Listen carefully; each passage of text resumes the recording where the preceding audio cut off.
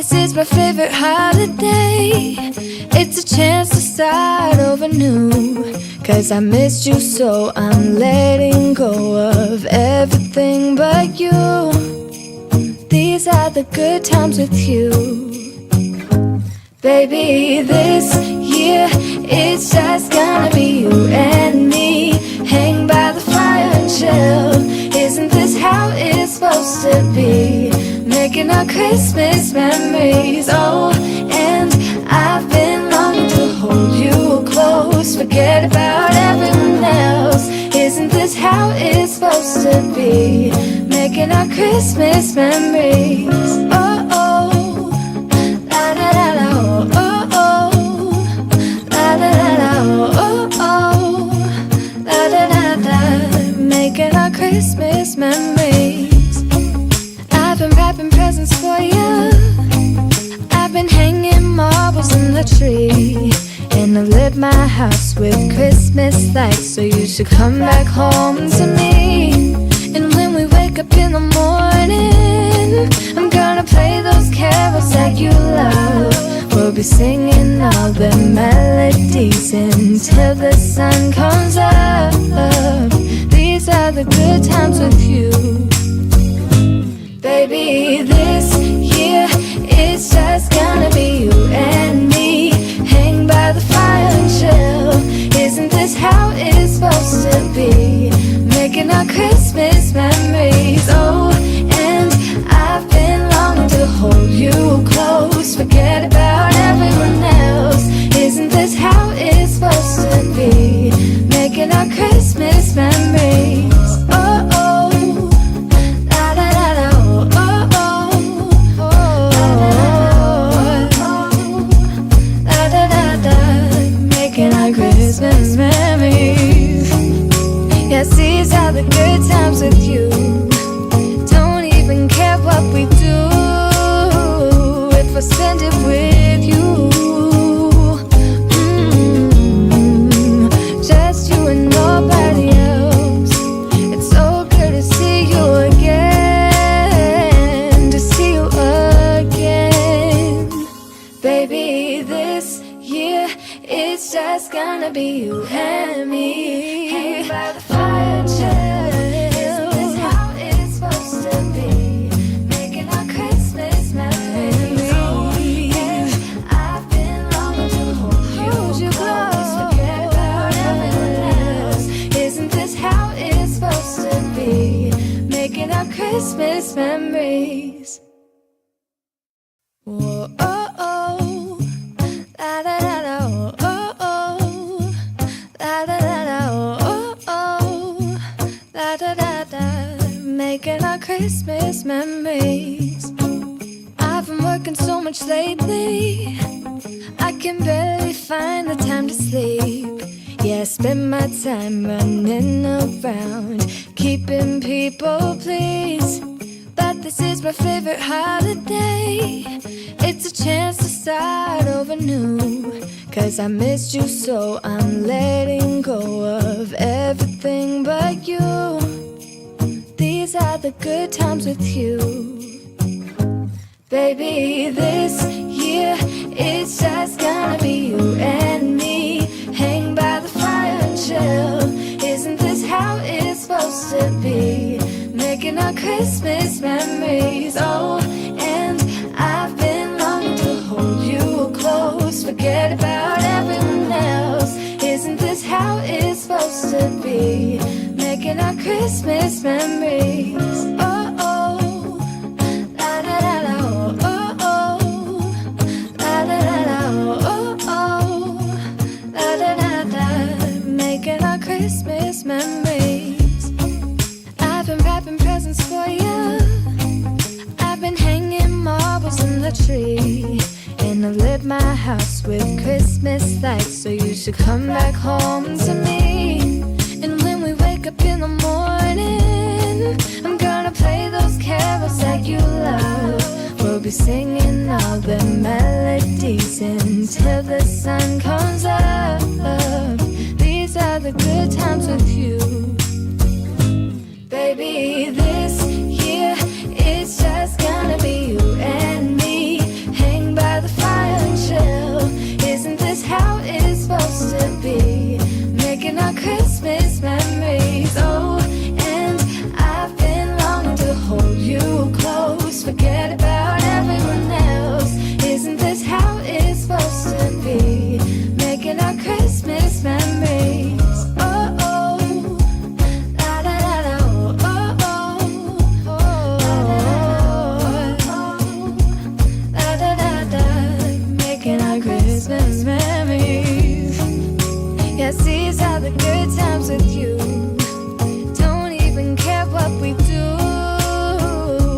spend it with you. Just you and nobody else. It's so good to see you again, to see you again. Baby, this year it's just gonna be you and me. Hang by the fire and chill. Isn't this how it's supposed to be? Making our Christmas memories. Oh yeah, I've been longing to hold you close, forget about everyone else. Isn't this how it's supposed to be? Making our Christmas memories. Whoa, oh, oh. La da da da, oh, oh, oh.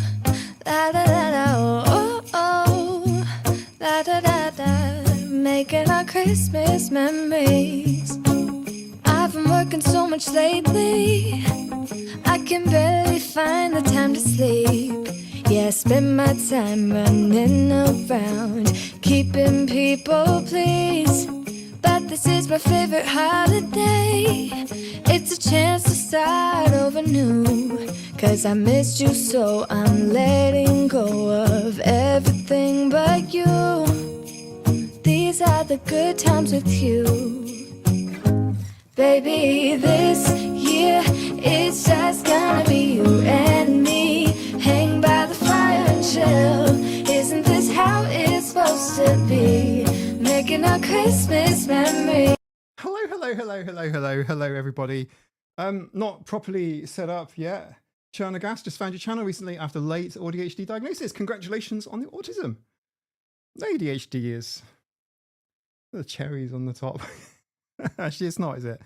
The ADHD is the, well, it's, I mean, I'm half Malaysian, but it's like my mother would always make these like really hot curries, but put like a boiled egg in there, and the boiled egg would basically make it palatable. The ADHD is the milk to the tea. That's what it is. Because you couldn't, I wouldn't drink breakfast tea without it.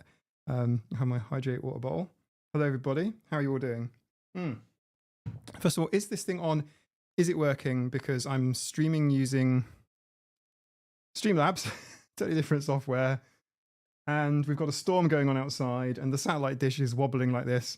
I don't know, like I think it's 50-mile-an-hour winds at the minute, and the Starlink is going like this. It's going, so if that's holding on to a signal, then we can have a stream.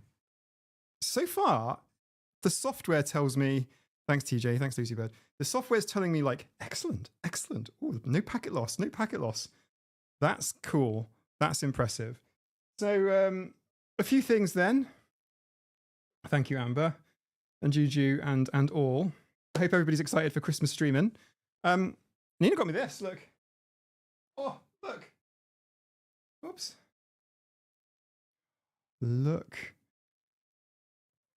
Now, obviously it's a real tree and it's indoors. So in between, being indoors, it's going to go outside, but it'd be a bit mean to put it outside in the storm. But yeah. I hope you do all right, little tree, because why bringing trees indoors is such a strange thing, isn't it? Isn't it really, really weird?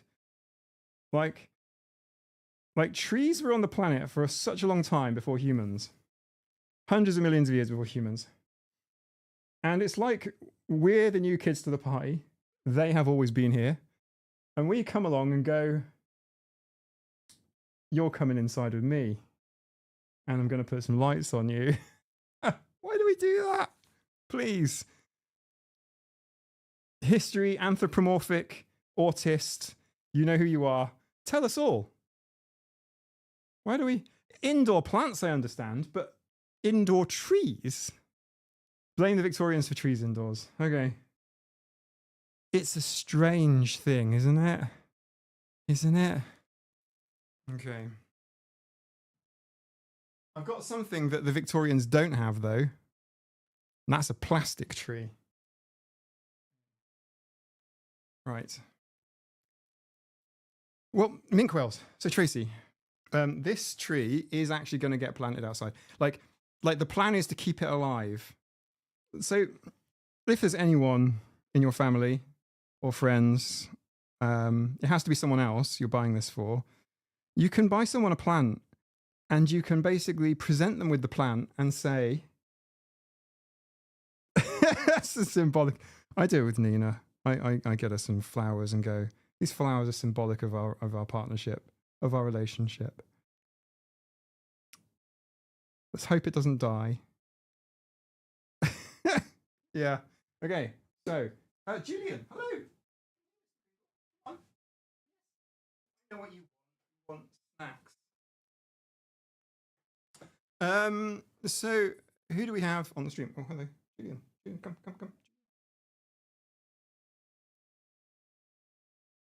Julian.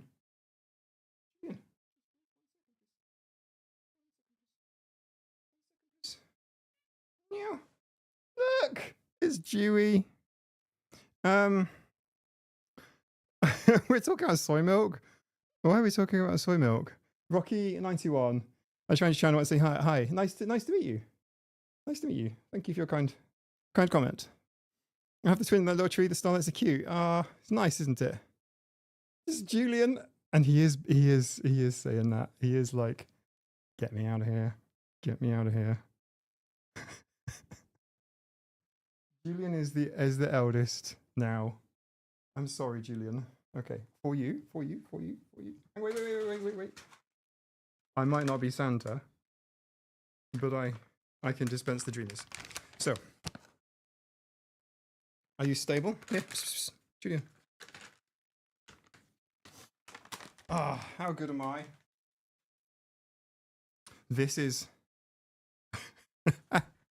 right. So we appear to have kittens all of a sudden.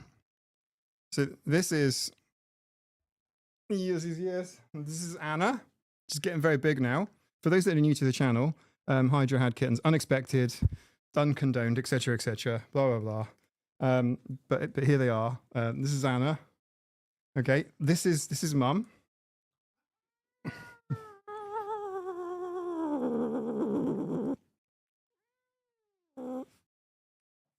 I'm gonna do a cat yodel for you. Are you ready?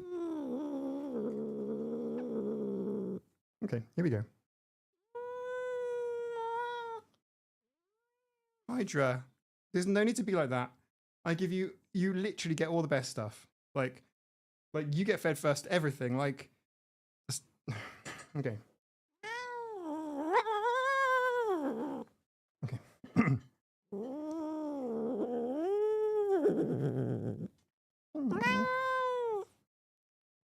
Okay. Are we ready?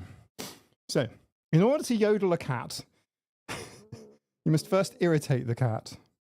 No, Hydra's all right. She's actually annoyed that her kittens have had dreamies. And the kids. No, that's my tea. Okay, hang on. Okay, I've just sacrificed my tea. That's for you all. Hope you're well. Hydra, the angry motorbike. Yes. So what you have to do is you have to annoy the cat, which we can do with a slight drop of maybe 1 to 2 inches. And then... Okay, hang on. I have to stand up to cat yodel. Okay.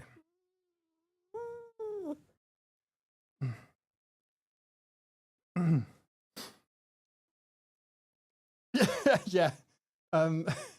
Tea Fairy has a cup of tea, but I got no hands. Right. Okay, what we're going to do... You ready?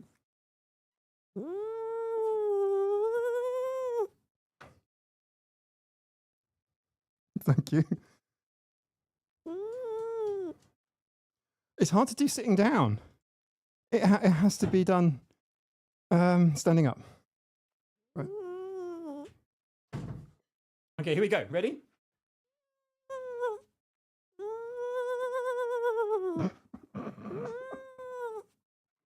Hydra. Ready?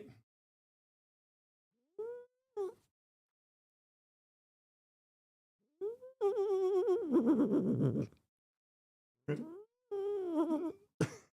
Okay, ready? Like a bagpipes.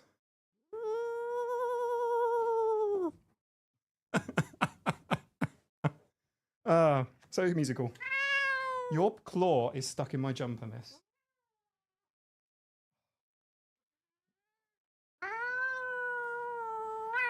There. Thank you. Uh, okay. All right. So, all right, no cat fur in that, please. And we need to open. I should probably give her a reward. Okay. Okay. Whew. Ah, consider that an early Catmageddon. How are we all? Ah, hey Saber. How are we? How are we doing today? Julian. How are we all? That works, right? Did you hear it all? Did you? My cat would have scratched me in the face by now.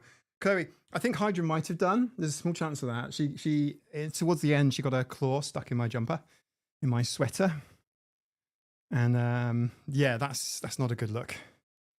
It's full of little loops, isn't it? So Salem definitely sounds the same as Hydra. Helen, please tell me Salem and Maurice could hear that. So Hydra has started growling at the kittens. That's what was making her angry, and my air purifier. Yeah.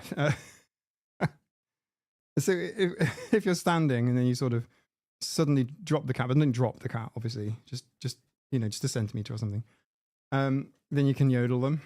It's wonderful. I'm looking forward to replaying some of those moments. I'll cut them out of the stream and use them for content somehow. I don't know what could possibly be. I'm working on a video about pets right now, obviously, and autism. Sorry, my mind is gone because I just had. Obviously, you get trolls doing YouTube, whatever. But there have been a couple of people complaining about essentially talking about topics related to autism, and it's really, really funny because it's like the channel's called Autistic. Never mind.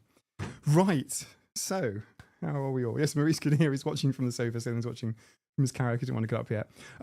Maurice and Salem are two of Hydra's kittens living with Helen. We also have Merlina and Gwynny. Sorry, I'm just watching them at the moment. They're all crowded around that bowl over there. And they are living with Wendy. Toffle. People are congratulating Toffle. Lots of people say Toffle is something wonderful happening. I'm going to do a quick scroll of the chat. What happened with Toffle? Oh, my dad called me son for the first time today. Toffle, that's amazing. That's lovely. How do you feel about that? That's great.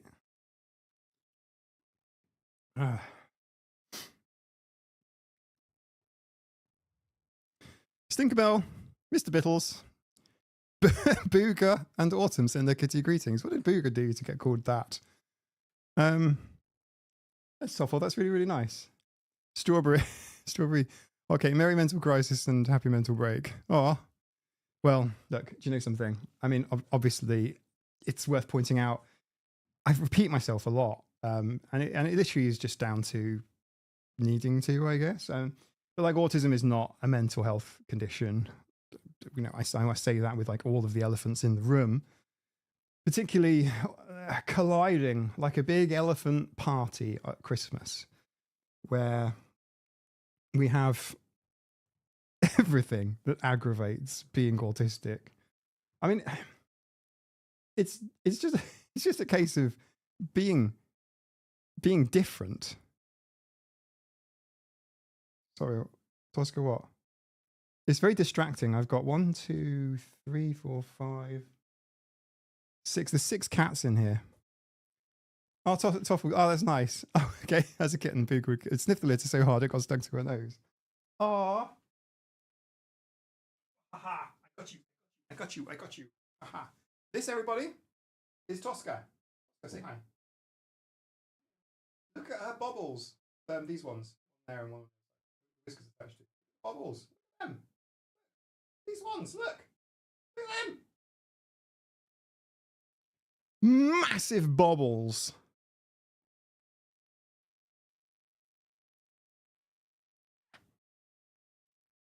Papaski, I'm highly allergic to cats. Have you taken your antihistamines? Yes, this is Tosca. And Tosca is lovely. Look. We have 3. We have Tosca, what's going on? Okay, you want to go down now? Okay, I'll put you here. There we go. There's a massive air purifier down here. It's huge. It's about 2 foot tall. So, Ellen, how's Appa doing? Thank you for asking. I will get some photos of Appa and drop them in the chat. He's doing really, really well and growing. He's doing really, really well. Laura Havett, well, got to go. Hope you still want to get back. Oh, hopefully. Before you go, do check out the live tab on my channel. So press the live channel now, or press my channel name and then go to the channel page and click live. And you'll see some thumbnails and dates and times in your time zone, auto-magically translated, for the Christmas live streams, because we're going to do some Christmas live streams.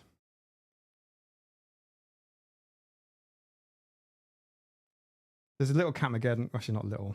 Well, it is little. It's less than half of the cats doing a Catmageddon right now, just down here. Stephanie, I'm glad you asked. They're indoors. Nina has just gone and got them because there's a storm outside. Poor Cookie is just drenched. In fact, Cookie came back in with a leaf on her head. Jansen, you need to rewind. All the good stuff happens at the start. And how are the gimbals doing? Yeah, the little gimbals, the little gimbal peeps. They're in the kitchen right now in a run because there's a massive storm outside and we feel sorry for them. And poor Cookie is just drenched. But maybe after a break in a little bit, I'll go get them and bring them in. How about that? We'll go get the chicks. Because Cookie has had essentially Christmas chicks. It's unusual. It has happened before. Yeah, you don't really get chicks like late summer through to maybe February. You don't really get them. It's kind of an unusual time to hatch chicks. But, you know, it's happened. I hope there will be twinkling lights. Are we talking twinkling or strobe? As in, like, the epilepsy you didn't realize you had. My only cat is a tuxedo kitten named Spats, but she's a murderer with a taste of human flesh. The rest of my puppets are other species. Ah, taste of human flesh. Bless.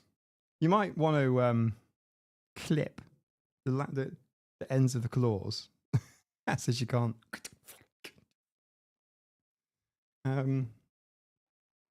Why do people? I find people don't like cats because they can't control them. What you're hearing is Hydra.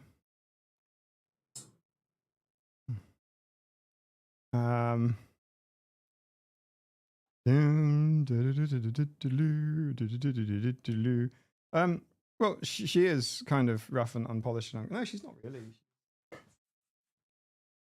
Oh, turn my radio. Here she is. Look at how sweet she is. Look at that. She's so pliable and malleable. And look. Steery, steery, dance, dance, dance, dance, dance, dance, dance, dance, dance, dance, dance, dance. Her whiskers are going in my nose. I don't like it.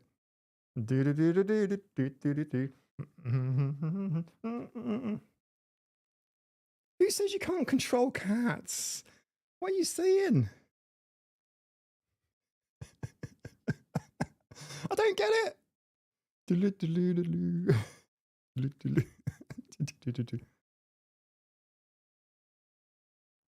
Okay. Put murder face on. And down. And over the back. Ah.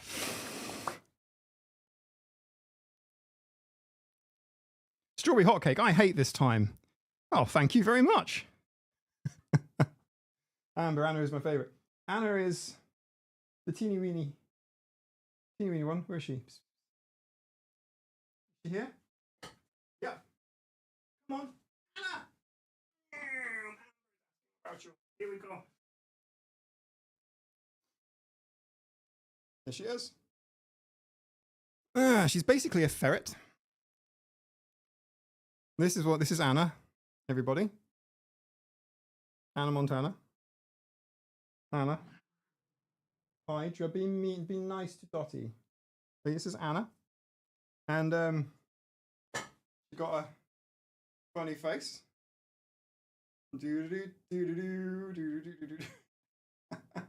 Running.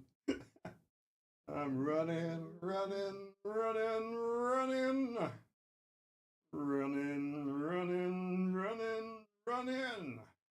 I get you. Bam. I get you. Bam. I get you. I get you. Bam. I got you. Running.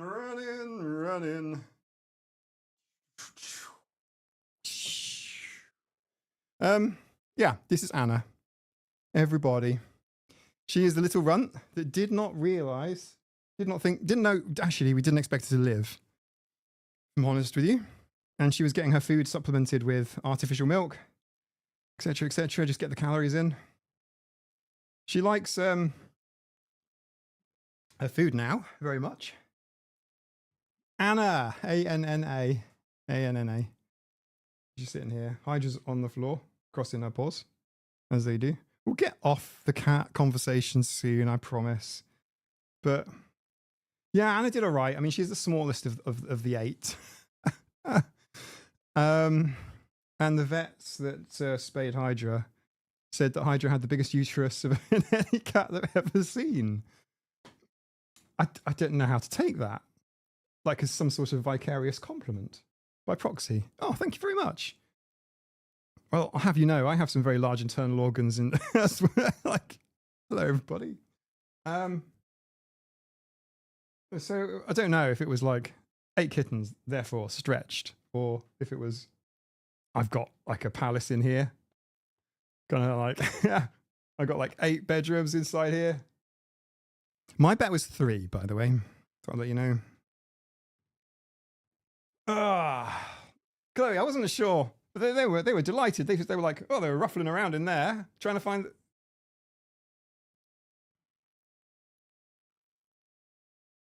Sure, Chloe, we'll get off the cat conversation soon, I promise. 8 hours later, ... We have done some very long streams before. In fact, to be fair, the streams are quite long on a Tuesday because we've gotten into a bit of a tradition. And who said autistic people always do the same thing? They do every single day.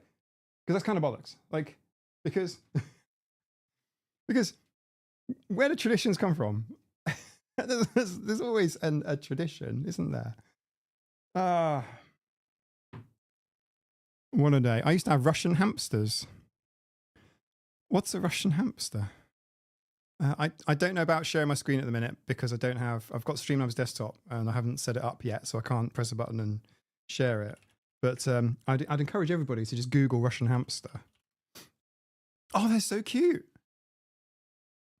A Russian hamster basically looks like this with whiskers. This is basically a Russian hamster. I don't know what makes it Russian. I don't suppose it is the vodka. Because a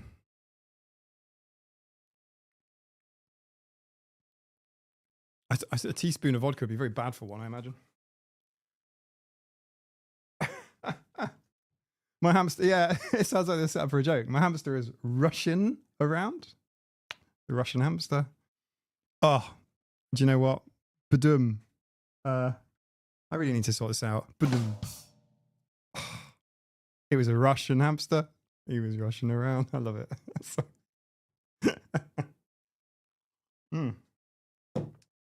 So,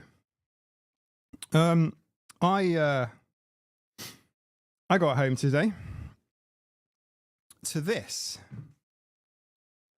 Oh, hang on. I think this requires a little bit of.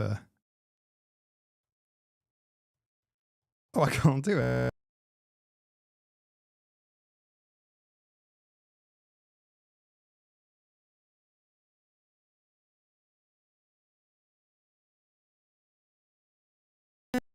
I think I just broke my sound briefly.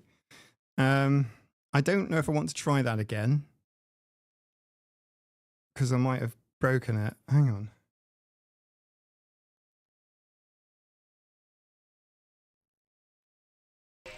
I like rusty spoons.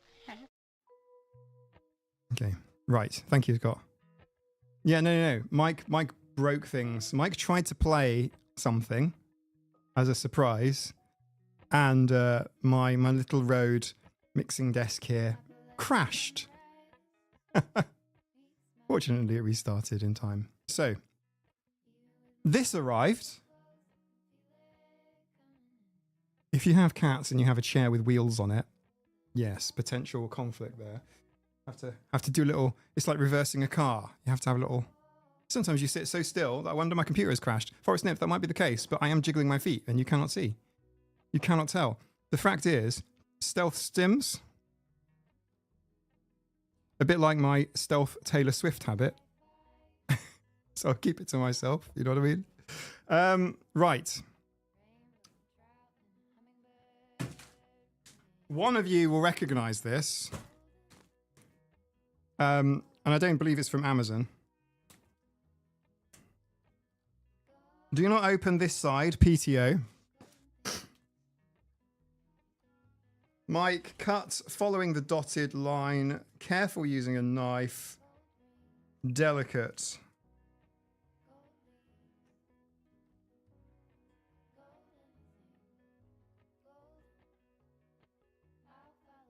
Solomon Maurice.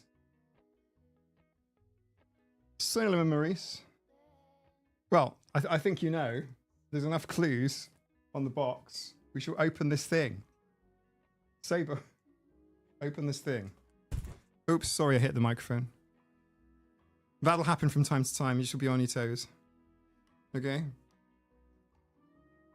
Right, stealth stims are where you may not even realize, by the way, if you're sort of like a late identified sort of person. I don't know, like part of this is like also being British. I don't want to kind of say, you know, because you get people like Sabine Hofstadter who say things like, oh, I am not autistic, I am German, that makes me blunt and rude. Not my words, not my words. Sharpness. Not my words, right? But she goes on like and goes like, says things like that. But like, there are certain traits or certain attributes that do fall under certain cultures. For example, well, obviously I'm going to eye contact right now, but for example, being British, you know, where things aren't too much trouble and you're quite self-effacing and you kind of lower your, it's an etiquette thing. Maybe it's an old Victorian thing, who knows? But in British culture, we apologize to each other a lot. Whatever. But I forgot what I was saying now.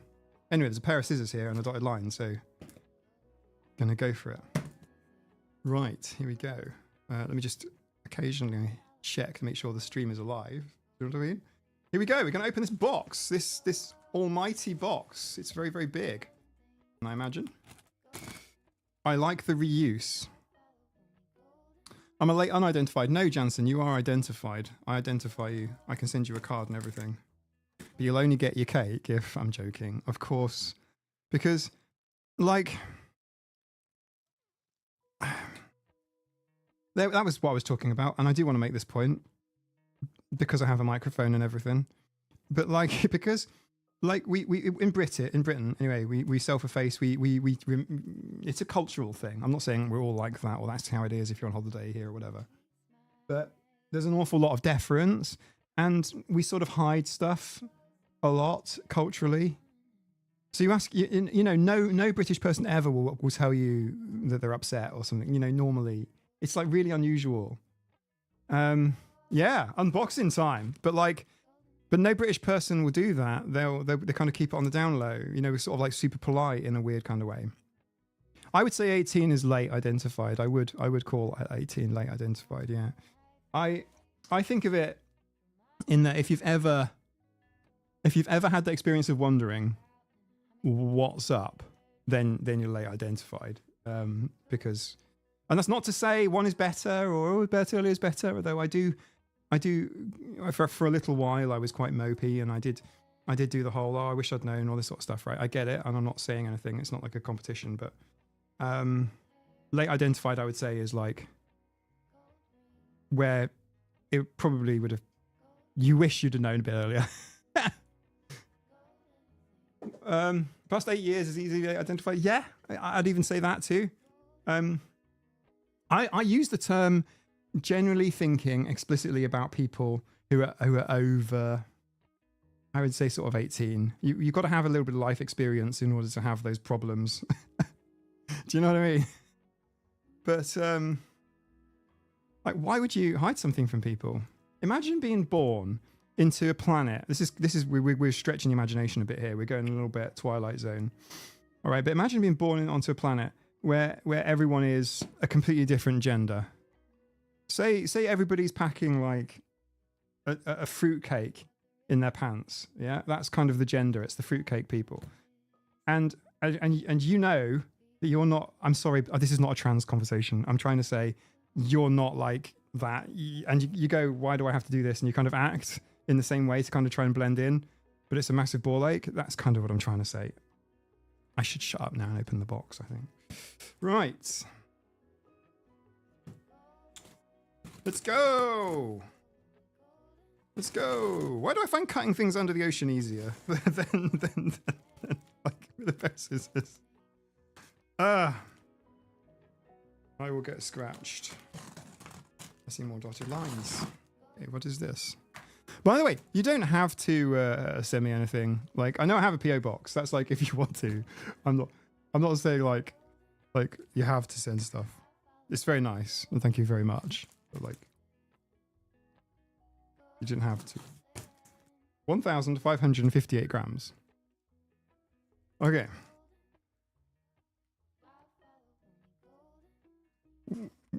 I shouldn't have spoken about the fruitcake people, Jensen.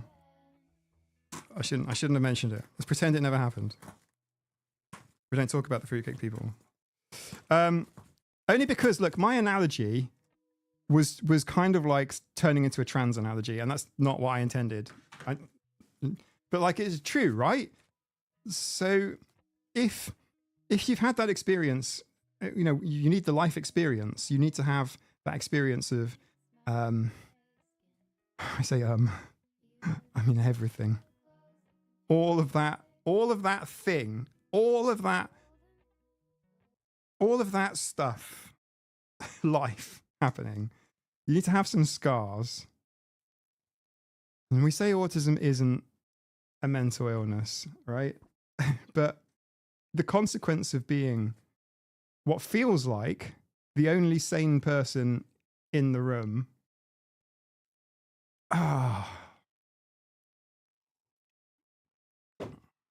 Pardon, I believe that the under the ocean extra pressure gives you more control.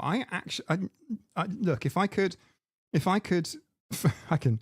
What do you mean? I can barely support my own existence. But like, if I was able to kind of like fund research, one area of research I would love to see some work on is on not just interoceptive awareness, but proprioception.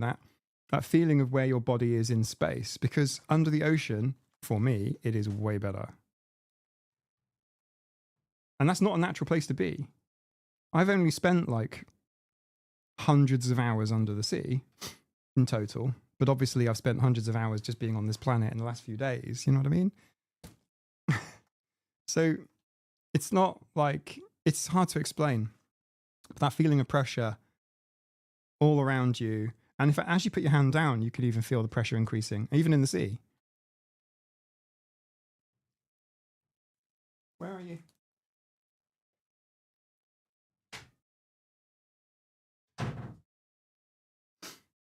Okay, we're back. Let me just quickly check to make sure the stream is still working and I'm not talking to myself. Okay, here we go. Oh, wine.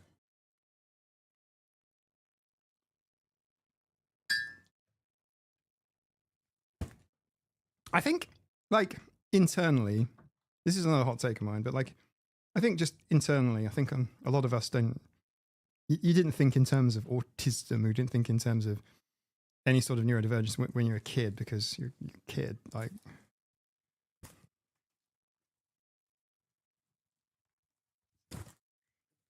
Weighted blankets, by the way, are amazing. proprioceptive. No way. That is like... Christmas is in like 2 weeks. Gonna have to open this. Gonna have to open something now. I can't wait. I do waiting. This is a box for the presents. I feel bad I haven't sent you guys anything. Like, don't say 2 cats because that's more of an obligation than anything else. It's like, it wasn't a raffle. This is like really cool. This is like, look, I'll take the big thing out. Look. It's a box full of presents.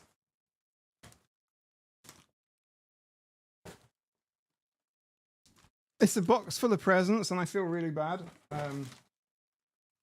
Thank you very much. That is like, this is all from like Helen and family. But you gave us cats. No. I gave you obligation and chaos. That's, yeah, Helen and fam. Thank you so very much. I might have to open something. That's amazing. Look at this, Anna.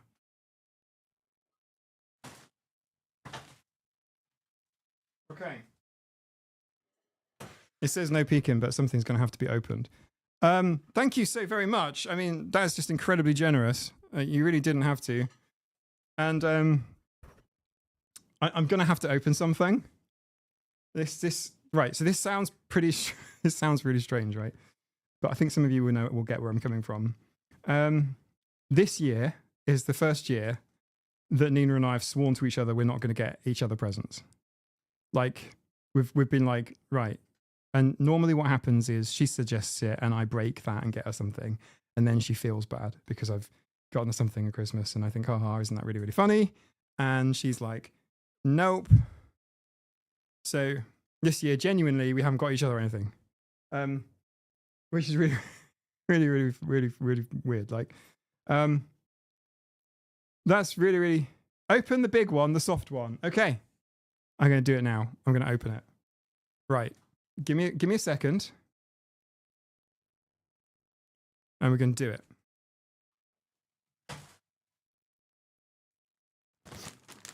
Okay, it's got a card attached to it.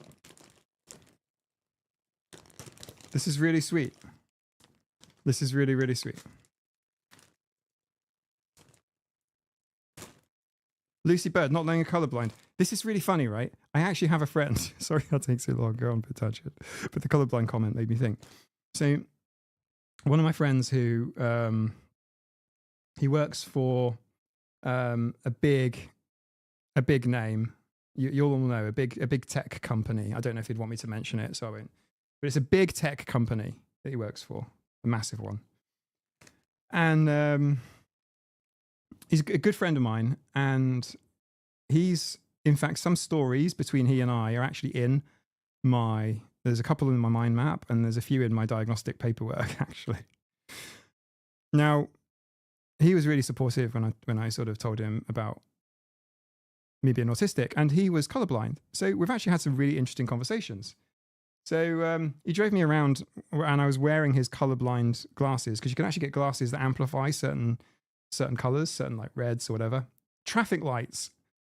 Oh, wear some like colorblind glasses and look at traffic lights. It's like, wow, so pretty. Honestly, it's incredible. So yeah, definitely, it's definitely like worth doing that.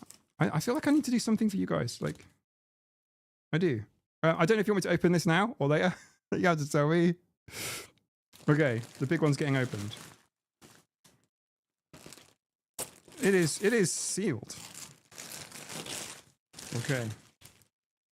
Anna, help. Get the claws out.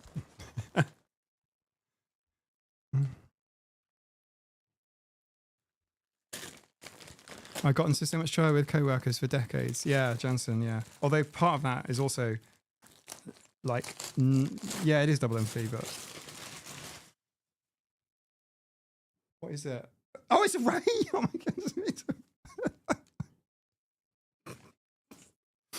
Oh, what is it? It's a squishmallow. It's an actual squishmallow. What squishmallow's made out of? It's a marshmallow. It's a ray. It's a flap. But though it's more of a chonk. I don't think this would be very floaty. It's a sea pancake. It's a sea. What's it made of? Yannicke, someone's rocking your hydrate badge in the sea. Yeah, definitely. I'll try again. Maybe I'll put an air tag in the package or something. What do you mean you saw it and thought of me? Where do you see such things? Did you go to an aquarium? It's huge. It's huge. It's right. Anna's wrapped herself up. So what we'll do is we'll continue and we'll wrap Anna up. Right, we'll wrap. Anna is okay. That's fine. It's stable. We'll.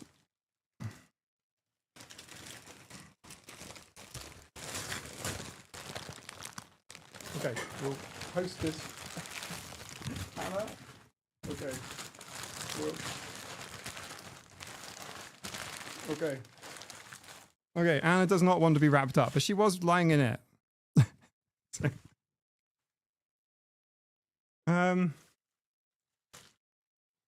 oh, so you actually went out of your way to get it from. All right, cool. Okay, thank you very, very much. It is very large. What? I'm not gonna do anything horrible, but like, what's inside them? What is inside them? Just again, you can send a cat to everyone here. No.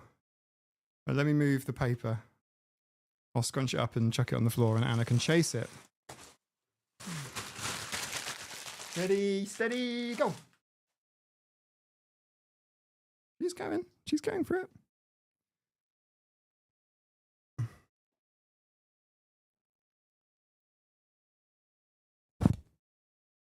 I shall put him behind me. Memory foam. Yeah, I think so. It's really,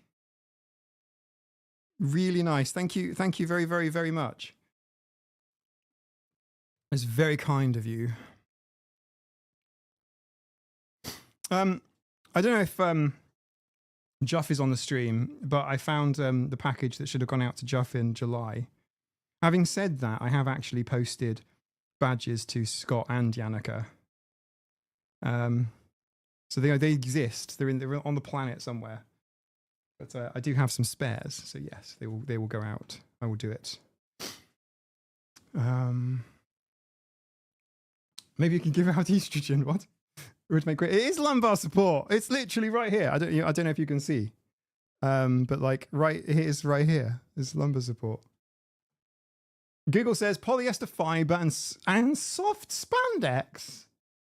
Okay, that's not what I expected. It is very. let me show you something. If you lean on a big squishmallow, it sort of bounces you back. New stim unlocked. New stim unlocked. Just like bounce on a squishmallow and it sort of, because they're quite rigid, aren't they, squishmallows? Like, my cat is not actually a squishmallow, but it's similar, but it's not actually quite as solid as this.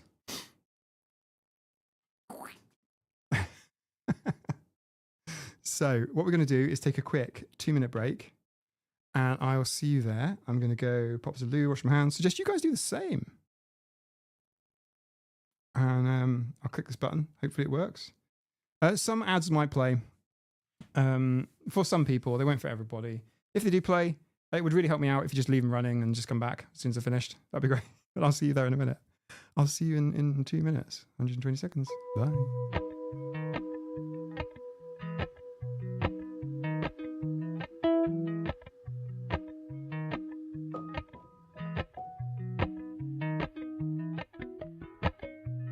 Appalachian sunrise meets my skin.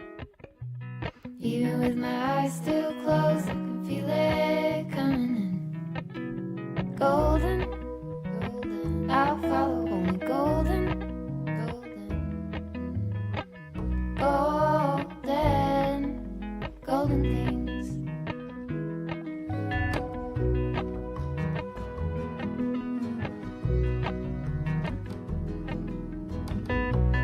Mountain laurel high fives for miles in spring.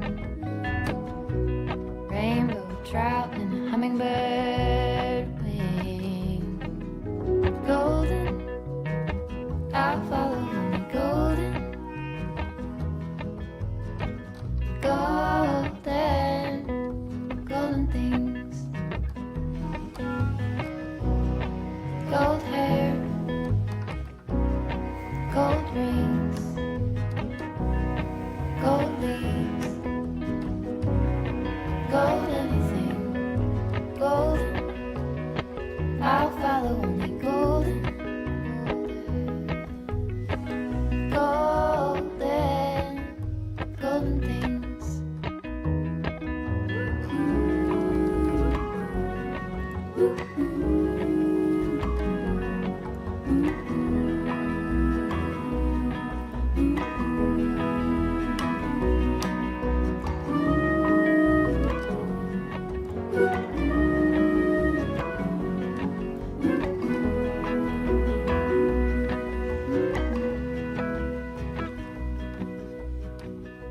Walk up the river by my son. Feet step over splinters of the moon.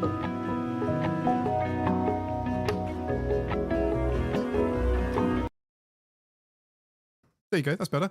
Hi, everyone. So, what should we call Squishmallow Flap Flaps? It's quite chonky. It's got... I thought they were ears. But it's got gills and a happy face. In fact, the rays themselves actually do have kind of happy faces. This one is an ocean pancake. It's not a manta ray. It's an ocean pancake, I think. It's actually got a name. Aquila. Aquila's the name.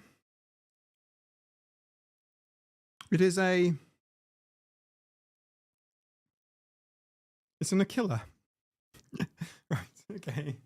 So, T-Fairy has gone to grab me a...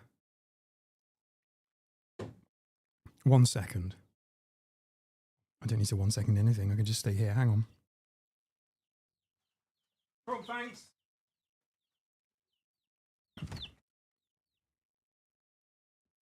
Got presents. Hey, guys.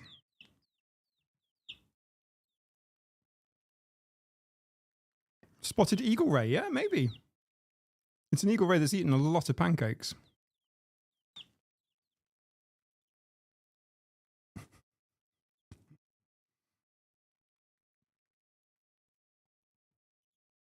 Hello. Do you want me to show to you? I just wanted to see. I was waiting for the chat to catch up.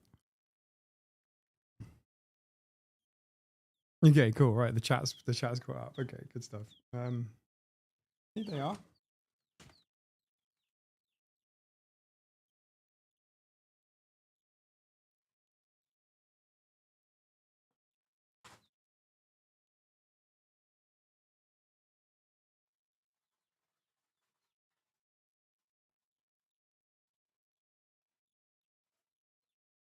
Okay, I'll tell you what.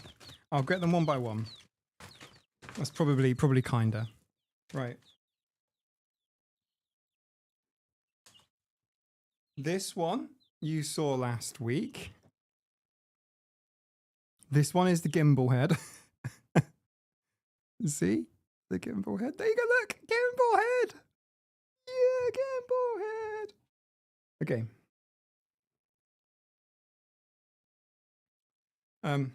Say something?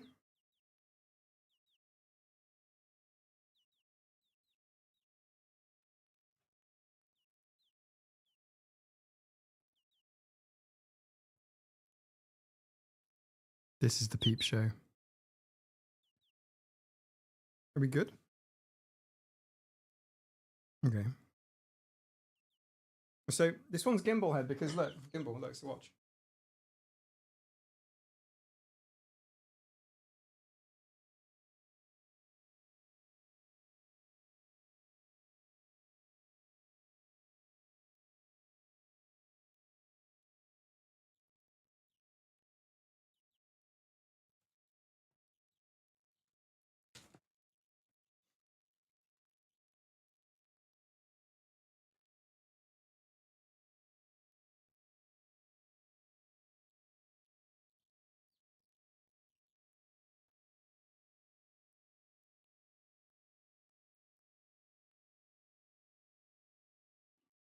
It's a bird.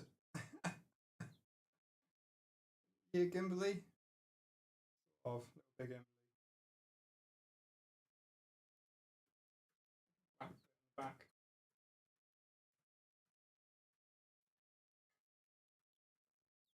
I just sat on a Squishmallow, which feels kind of rude. Oh, no, you're gimbling. Ah. Oh, you're very gimbly.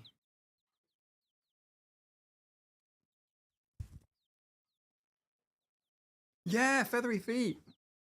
It's true. Want to go down and see your friend? Species, it's a chicken.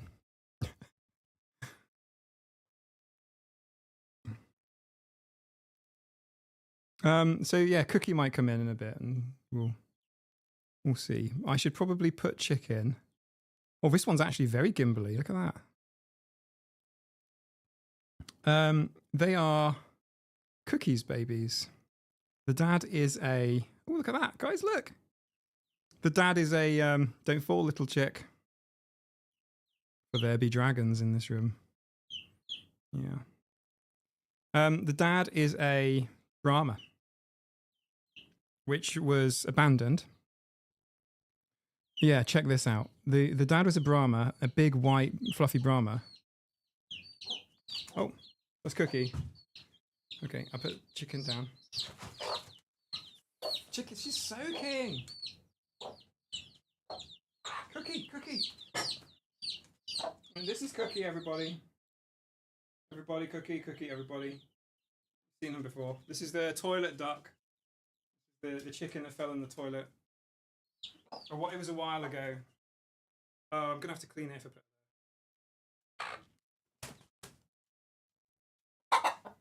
Yeah.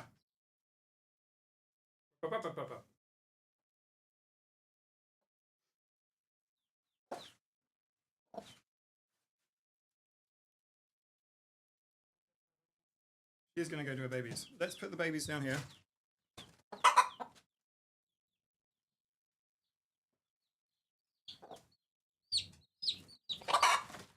Yes, put the babies down.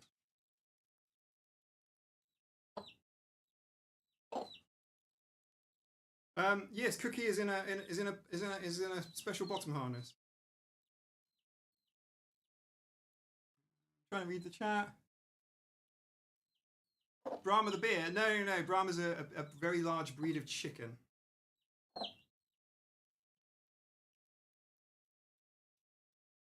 She is a chicken. Cookie is wearing a harness.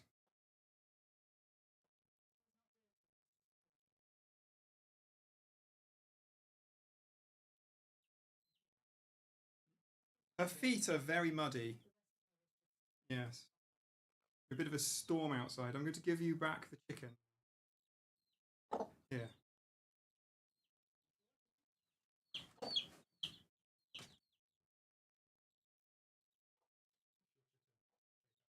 Much.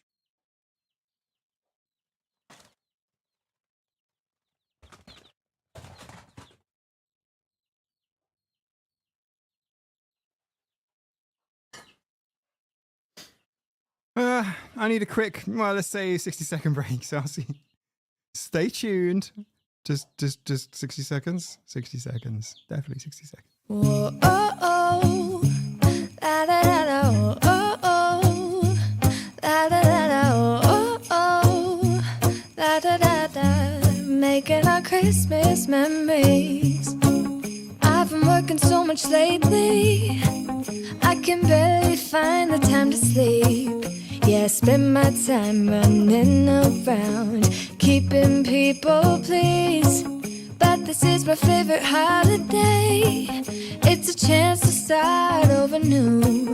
'Cause I missed you, so I'm letting go of everything but you. These are the good times with you.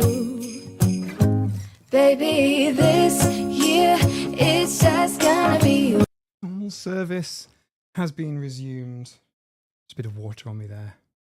My landlords have 2 Brahmas. The Brahmas are very, very friendly. Cookie seems like a very relaxed bird. She is pretty chill, although she wanted to get to her babies, which is where she is right now.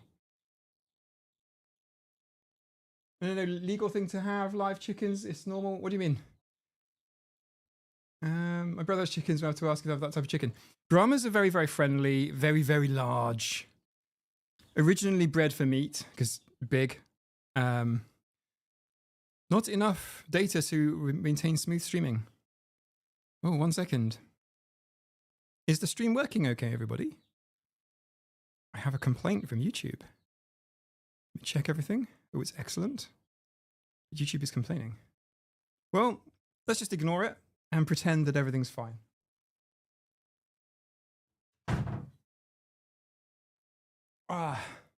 Thank you. Thank you, Stephanie. Thank you, Mingwells. Thank you, Helen. Thank you, Snooker. Can you have chickens like as pets or whatever in the UK? Yeah, absolutely you can. Thank you, everybody. Yeah, YouTube is saying there's not enough data to maintain smooth streaming. As such, viewers will experience buffering. Hopefully, you won't experience buffering. That sounds very rude. I might be thinking about something else. Oh, everybody! I contacted Balessa, and I said, "Hey guys, you don't really need to like sponsor me, but I want to do this thing." And they were like, "Yeah, no."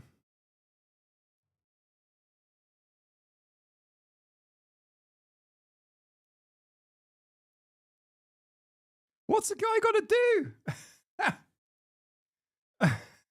Jonathan, so F originally is an internet meme, meaning paying respects, as in you're playing a multiplayer game, somebody dies, press F, pay respects. It originally came from a Rockstar game, but it's a very quick and simple way just to say that the stream is working. So just drop an F into chat. That's what that's about. Shame on Balessa. Yeah, so I need to find another adult, another adult toy manufacturer. Right? So there you go. Yeah. So Balessa doesn't want autistic cats. Well. Damn it. I wrote a in my head, mind, but I wrote a really funny advert. They'd have loved it. Well, there's minutes away where he can have chickens. My community doesn't allow it. Read. Yeah, so there are places.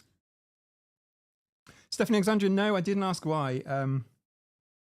I think I just got like a boilerplate back, to be honest. They took about a week and then were like, yeah, no, thank you. But, we'll be in touch if it basically means no. I don't know. I actually wrote them a really cool, like, a really cool kind of thing. I reckon they'd be chill, but maybe I'm just not a big enough YouTuber. I think is probably what it comes down to at the end of the day. It's a big numbers thing. But like, I just had a funny, and it had to be that brand as well, because just for reasons it had to be that brand. So the jokes don't really work with other brands.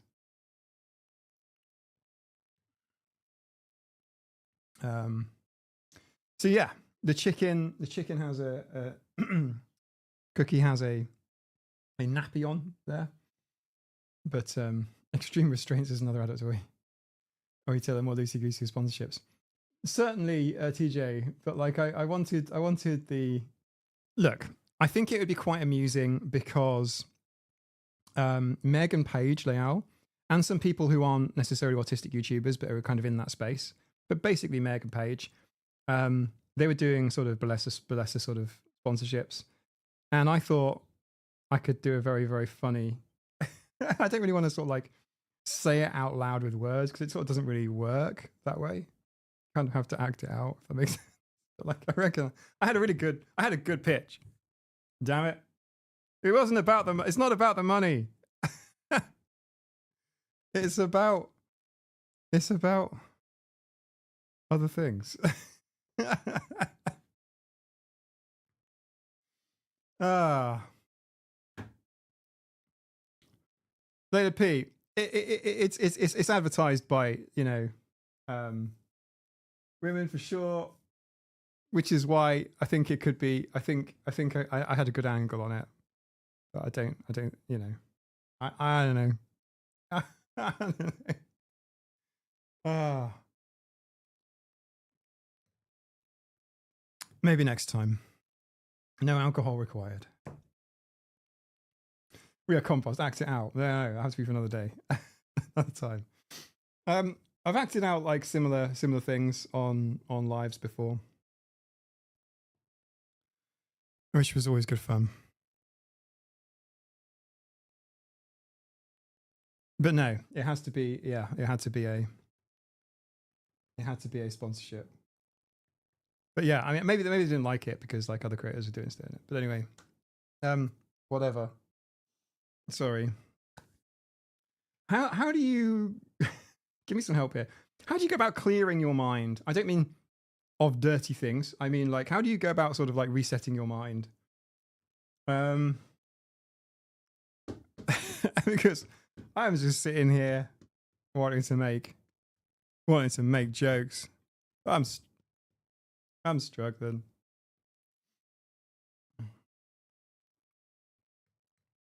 You don't want to breach terms of service? No, definitely not.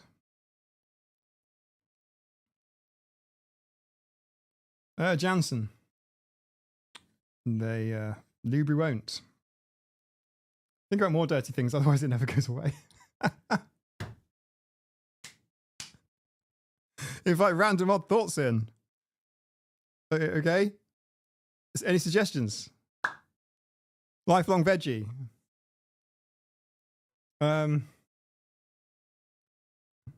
I came up by chopping trees in Minecraft. Fell asleep earlier.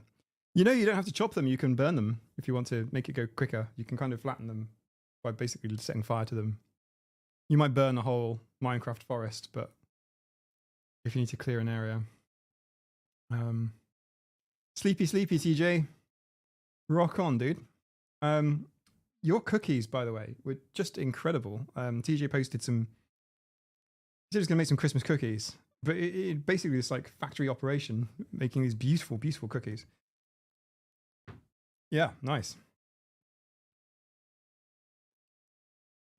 I'm a big cookie appreciator now, especially like vegan, because that kind of cuts down your choices quite a bit. So what would be like 50 cookies turns into like 2. Suggestion, ask for a word like you're doing improv. Sleep. Yeah, let's work on sleep. Flocon, French for flake.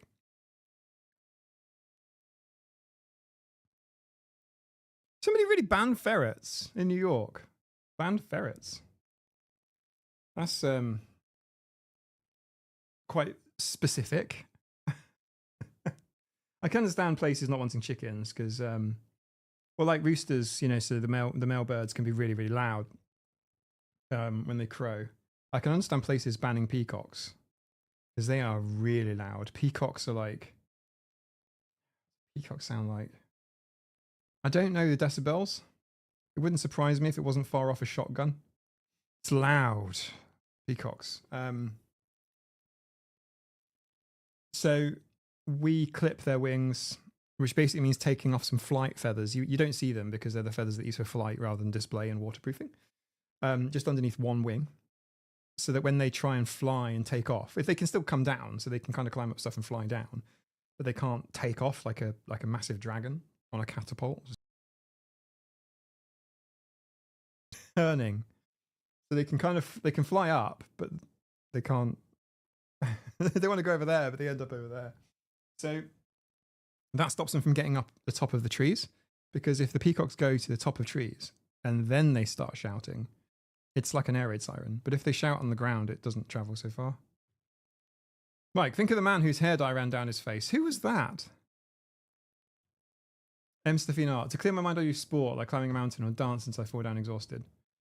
Sometimes, even when I go diving, because that's like the ultimate way to clear your mind, I find, because you're focusing on things, right? Well, I still sometimes just sort of go, what am I doing down here? Oh yeah, what am I going to have for lunch? Do you know what I mean? Not bad, just a bit choppy. Okay, it should improve. We've got a storm blowing at the minute. Interestingly, the service in the middle is actually telling me that the quality is excellent, but it's YouTube that's complaining. So we shall see. Aha. The Intel's mug, also available in the merch store. Occasionally as prizes. Yeah, I know. Thank you. This is very hard. There's a serval. Is there really? Servals are beautiful, beautiful, beautiful things. New York is super strict about pets. Wow. It's hard for me to kind of comprehend, right? Because, you know, the Isle of Man is obviously different to the UK. So we have sort of different rules here. But it is kind of a weird thing to go, okay. So you've got these cities, but they've got different rules. It's a weird one. Yeah, servals are beautiful. I love servals. Look for squirrels. My mind clears often when squirrels happen. There are no squirrels on the Isle of Man, Helen. Which is really interesting. So in the summer I was in Chester with Dylan, and we were looking for squirrels because they're rare, right? So we don't have squirrels on the Isle of Man. We don't have foxes. So we were like, oh my goodness, there's a fox. There's a fox. And we were taking pictures and filming this fox. And we got to hand feed some squirrels in Chester, which was just amazing because, you know, haven't really seen a squirrel in 10 years. And it's like, oh, a squirrel. We used to have squirrels in England running up and down the telephone wire. And when the squirrels ran up and down the cable, the internet connection would drop, the ADSL connection. You've got a ferret ban. New York bans F1 to F4 Bengals.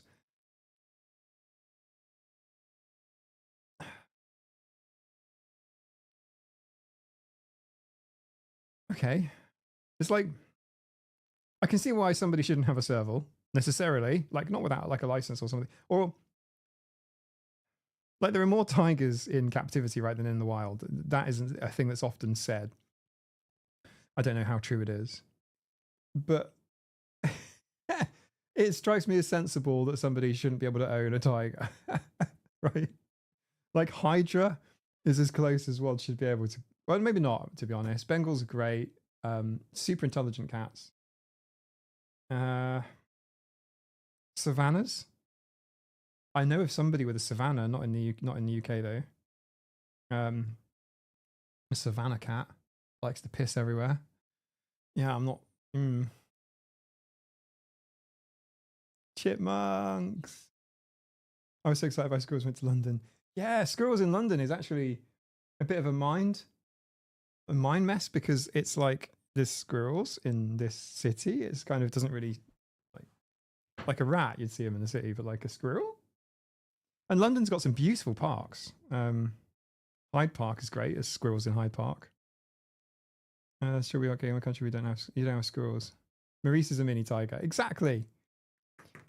Maurice is a proper tiger with the paws and everything. I believe there should be a legal pathway to get any animal. I agree with you, Moran. The devil's in the detail. Why do people? Who else is anxious because New Year's is coming soon and random explosions become more likely?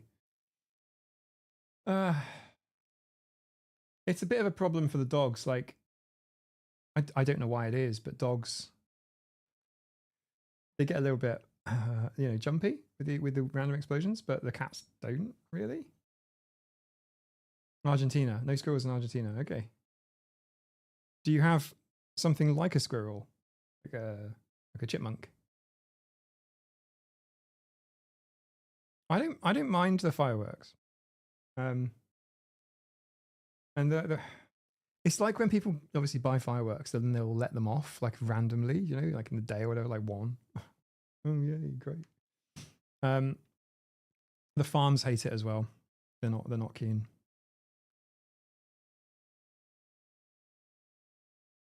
We have carpinchos. Carpinchos, right. Okay, I can't share my screen, but I can Google it.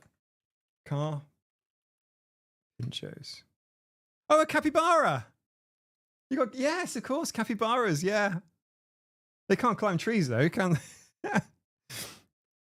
That's amazing, yes. Oh, carpincho. Oh, nice. I didn't know that was what it was called. Yeah, capybaras. Capybaras are cool. Avenue is suddenly frequency of a lot of bangs. The non-holiday singular shortcuts bangs that worry me. Yeah, they upset dogs too. I get it, right?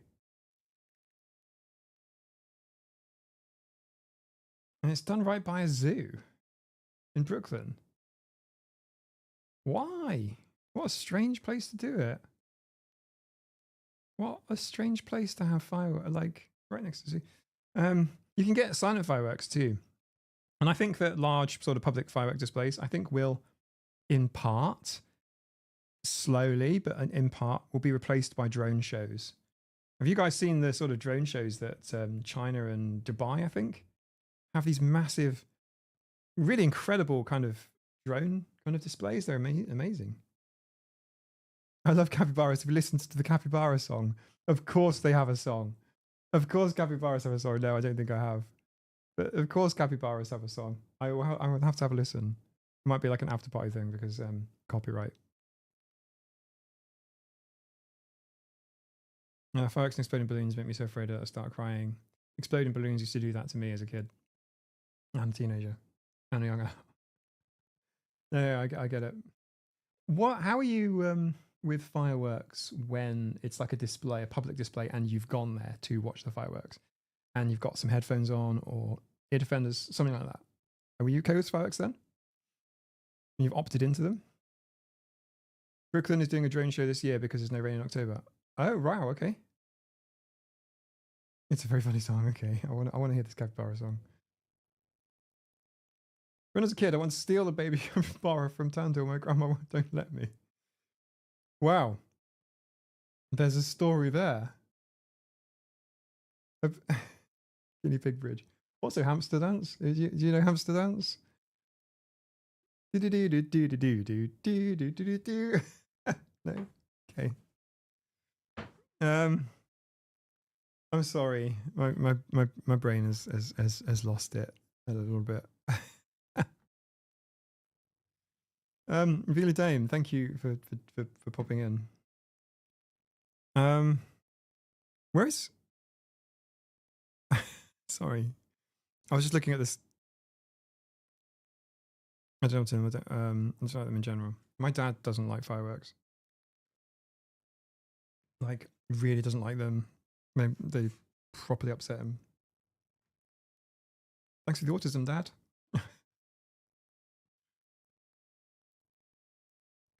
This is Biffle Chips. I'm with you. It's a massive.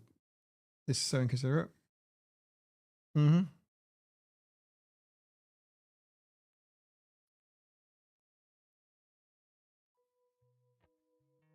Of your brain. No, my brain is a mess.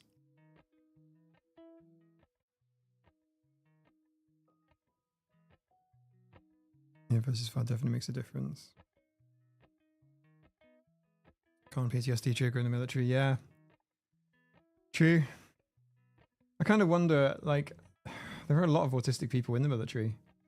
And it sort of makes sense vis-a-vis expectations, routines, that sort of thing. Yeah, but then there's obviously uncontrolled aspects to it too, and other people, and social events. Fireworks make me want to die for cover like there's incoming mortar fire. I don't mind, I don't mind. It's just an unexpected noise. Here's one for you all. I don't know how relatable it'll be, but when we go diving, most of our dives are in water that's quite fast moving. So basically we step off a boat, but there's no way you're coming back. Like you go on your dive and you'll be down for about an hour. And when it's time to go home, you launch a marker buoy from underneath the water. So if, for example, we're on a wreck of something or we're exploring something, then what we do is we swim away from what we're at so that boats don't get snagged in them. And then we come up a tiny bit. And then maybe from 20 meters, maybe somewhere around there, we'll fire up a surface marker buoy. We fill it full of air and it inflates. It's a big orange tube. It's about 6 foot tall. It's like a big squishmallow that's 6 foot tall. And the way that we inflate them, there's a few ways, but the most convenient way is to have a tiny little scuba bottle, about as big as this, a little bit smaller than this, on the bottom of the marker buoy, and then you just twist it to open the valve, and it fills, and then the whole thing goes, including the bottle. You just basically just open the valve and then just let the thing go. And that tells the spotters on the boat that you're coming up and to expect you in 10 minutes, 15 minutes, half an hour or whatever, decompression, whatever. Why am I telling you all of this? Because those little bottles that go on the bottom of the surface marker buoys have to be filled up. And people fill them up on the boats. And so basically they connect their little bottle to the big bottle and then they fill it from their large bottle. And then to detach it, because there's high pressure connecting, holding everything together, you can't twist it off. You have to press a button to just vent it. It makes a really loud bang. And it just, I swear, it can literally ruin my day, this thing. Because people will be filling them up on the boat, and then it will go bang, and I'm expecting it, I'm waiting for it, I'm even watching it. And it'll be like, this really loud pop. Really loud. About as loud as a shotgun is. And, or a loud firework close to you. And it's just that shock. It's horrible. I hate it so much. I'll put my fingers in my ears and people will laugh at me. But I hate it. I hate it when people feel these things next to me. There you go. I haven't been in a war zone. But, you know, and it's not like a, you know, I'm acting like a PTSD war zone guy, but actually I just don't like the sound. It stresses me out. And even doing it myself. So I'll fill this little thing, it's called a crack bottle, and I'll fill it in the garage, and then I'll be like this. And it'll go bang, and then I'll just take it off. That's it. Whew, all you're doing is like releasing a tiny bit of gas. Well, actually, it's quite a lot of gas, really, but it's in a small little area. Whew.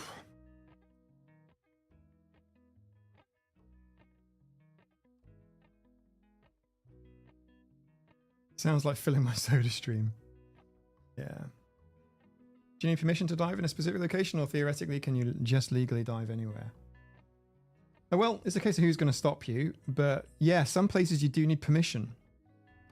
So there are some marine nature reserves that you need permission. I've never had a problem getting permission to dive those. Harbours and things.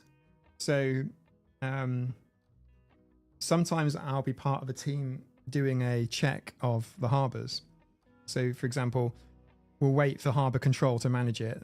The big boats, you know, big ferries will leave, and then we'll go down where the ferries have been, and we'll check it for invasive species.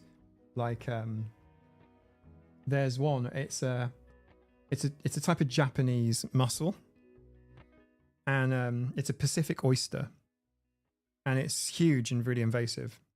So we try and remove those. So yeah, that's where it requires permission. But yeah, I mean, some military memorials are grave sites and you need permission. So yeah, sometimes. But yeah, essentially just anywhere. I can plan a dive anywhere. I have that reaction to sound air escaping bike tires after pointing it out. B, it's similar, isn't it? Car tires, it's the same thing. It's that thing afterwards. Imagine that, but more violent. It's like, it's so, and you know, you're expecting it. So I definitely have empathy with people that are shocked by loud noises and things. I get it.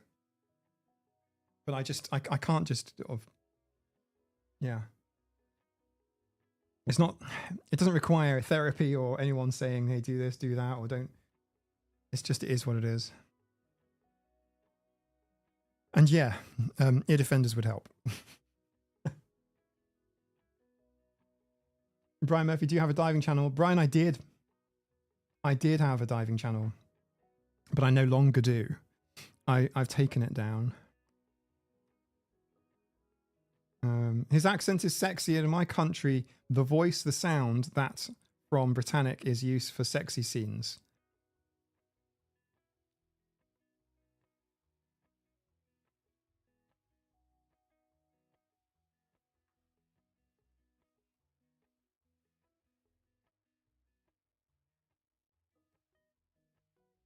Okay, that's enough streaming for the day.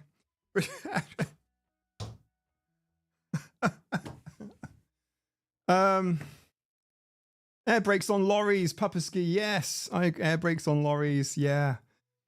I agree with you as well. I mean, that's not really a pressing issue for me, but yes. Air brakes are illegal in urban areas in New Zealand, but people don't always abide by that, yeah. Isabella, now you brought back his dirty thoughts. I'm French, by the way. I want to say something nice in French, and I've now forgotten all my French. I only did it at school. That was it. I'm sorry. Merci beaucoup. How far down did you take your diving channel?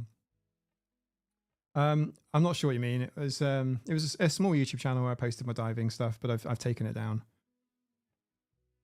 Most of my things I've taken them down now.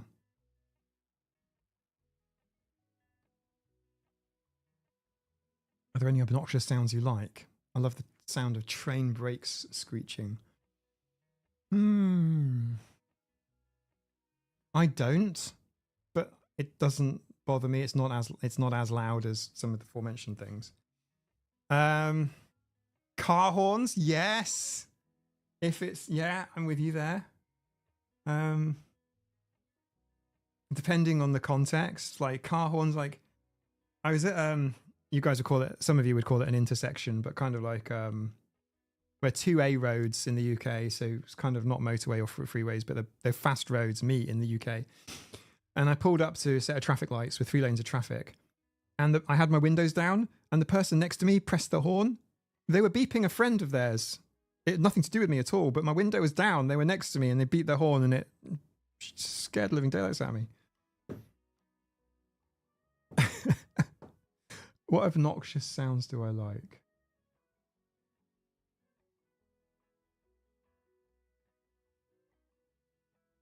I don't know, like obnoxious? I don't know. That's a really good question. It's got me thinking. I don't think I have any guilty pleasures for like obnoxious sounds. Nina would say Taylor Swift. But it's not the same. Hard industrial sounds, yeah. In music, it's okay. Dubstep, it's all right. Yeah, that can help. That's okay. But yeah. Yeah, some train sounds are not that good. That clackety, clackety, clackety sound. I don't know how so many autists like it, but they do. Yeah, we even have steam trains on the Isle of Man. I've not ridden one yet. It doesn't hold any sort of significant interest for me. The sound of your farts, maybe that can be a satisfying sound. It's Mariah Carey's high notes. No. I really love the low hum of writhing train engines from 100 feet away. That sounds more the feeling than the sound. Yeah, for sure.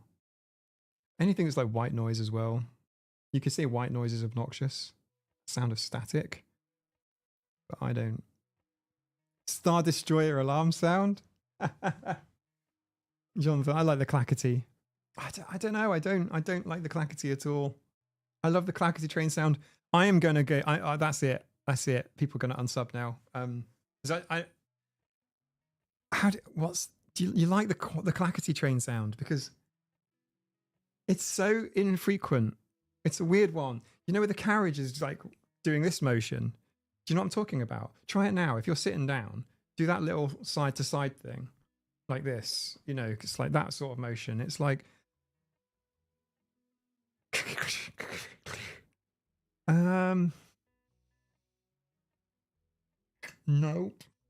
I mean, it's not all bad. I mean, it's not always so clackety clackety. But yeah, I like the clackety sounds, trade sounds too. Just rewind. Oh. I like clackety cherry sound and clackety cherry MX Brown keyboard switches. Cherry MX Browns. Yeah. This is cherry. I've got cherry MX Browns on the shelf over there.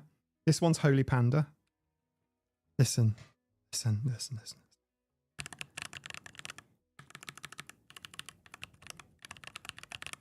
Oh, isn't that nice? It's nice. It's like a built-in stim, says Wendy, on an old train. It's an involuntary stim. It's like I'm not fond of it. That kind of too much in pain to bang my head around like that. It's like, yeah, exactly. Also fidget slug sound. I don't know. It's like, listen. Oh, just click my neck then. It's like, I'm not keen on the train clackety clackety. It's not a horror for me, but there we are. Mike's ASMR channel. Clackety clackety clackety clackety. What do they do? This. They do this. They go. There you go. It's not binaural, this microphone. It's just mono, so that doesn't matter, does it? Just I need that keyboard. Yeah, I love it. There's a couple of problems with it. Number pad. I don't need a number pad. I wish it wasn't there. That's what's made the keys slightly smaller. I'd like slightly larger keys. But I also don't want a keyboard that's that wide. So it's a reduced size keyboard, but it has a bloody number pad on it. I want to just chop it off. I want to cut it off. I don't want the number pad. Number pads make your mouse hand, whichever one it is. It doesn't matter if you're left or right-handed. It's the same effect. It pushes your wrist into this uncomfortable position. Yeah. Relaxing water features. The water sounds from that is like, it kind of like reminds you that you need to urinate. Come for the autism, stay for the urination.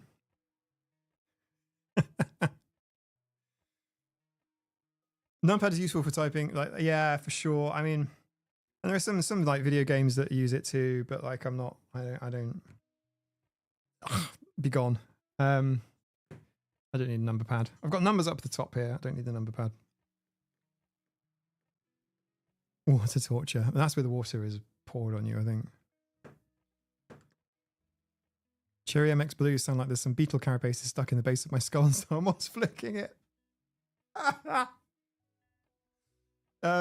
Yeah, Cherry MX Blues are antisocial. They're very, very loud. Number pad has caused my lingering tennis elbow injury from years ago to flare up. Jansen, destroy that number pad. You don't need it in your life. You don't need that in your life. Sea sounds. I love the sounds of the sea as well. Although, yeah, the sea, yeah, it sort of depends. I love being on the beach and stuff. I don't like, I'm not a sit on a beach holiday kind of person. I don't really holiday, to be honest, but like, I'm not really a sit on a beach kind of thing. But I do like the sound of the water lapping up on the shore, especially if it's on stone and you can kind of hear that noise of stones kind of rolling in the surf. Nice. Opinions on seagulls? They're going to outlive humanity. They're going to outlive humanity, seagulls. The herring gull is the one we have in the British Isles. The fish and chip stealer. The ice cream thief. The seagulls, the herring gull, they can actually drink salt water. They're one of the few animals that can. I actually got the injury for years goes without wet-based abuse because I was not one of them indifferent. Bugger. It's kind of rude. The roach of the sky is basically what it is. I hate the sound of cat fountain for turning lolly. It will get me out of bed to fill them up so that they don't make that noise anymore. I hate it. I like seagulls where they belong, not in the city. New Zealand has the world's largest seagull and they're amazing. Wow. Yeah, they do like to poo on things and target stuff, but like, yeah, herring gulls, they're quite tenacious, and you know, like I said, they can eat a lot of different things, and they can synthesize the salt from the seawater. They can drink seawater.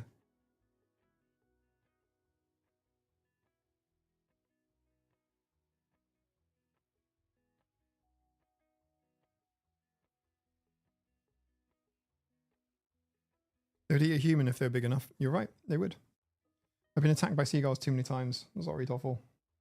It won't be you that they're going for. It'll be like an ice cream or something that you're holding. That's what they're after. It's like if you know where they're going to be, you can kind of manage them. I'm totally used to them. I live on an island. So we've got seagulls everywhere. There's actually a seagull practically living in the garden, which we've decided to call Gary. And can I tell you a secret about Gary, the seagull? Everyone hates him. What he does is he goes and steals a chicken egg, and then he sort of tries flying off with the chicken's egg in his mouth. It's really interesting to watch. The chickens hate seagulls. They hate Gary. The peacocks hate him as well and will chase him if they see him. The seagulls are hated. The Francis, the duck.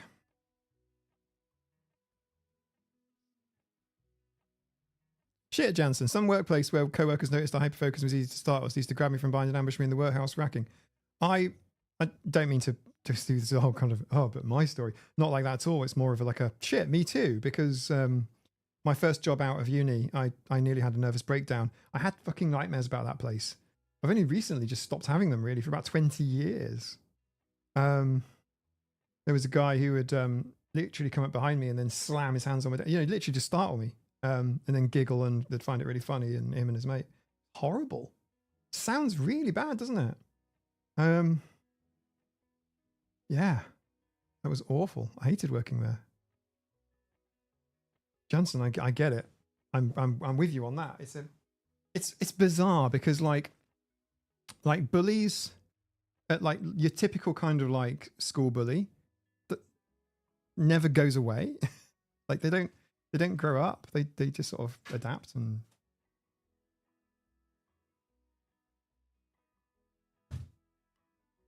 experts issue warning following reports that air fryers may be listening to your conversations.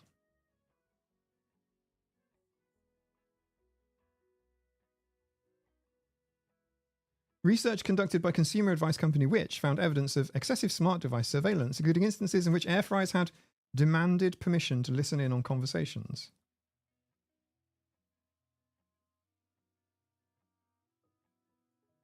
The study looked at 3 air fryers made by Chinese brands Xiaomi, Tencent, and Tencent. They're a video game company. And there you go, Star, and found that the devices wanted permission from the customer to record audio using their phone. So it's not actually the air fryer listening; it's the phone app, right?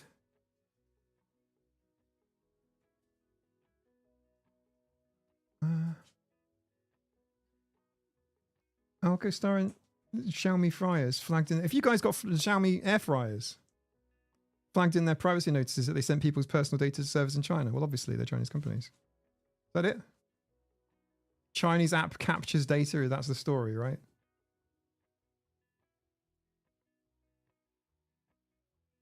Oh, it's a non-story. Yeah, but yeah. Yeah, I mean, look, dodgy app wants permit. Yeah, give apps permission to do nothing is my advice. We've got, if you're, it depends on what you like with cameras. So we've got a vacuum mop, which is amazing in every single way. I will mention it on a YouTube video because it's brilliant. No, you can take it if you want. Right. Looks like it's bleeding on the top. It's not blood, is it? No, the top of the thing. Look at the top of the bottle. Yeah. That. Wine, not blood. It's like blood.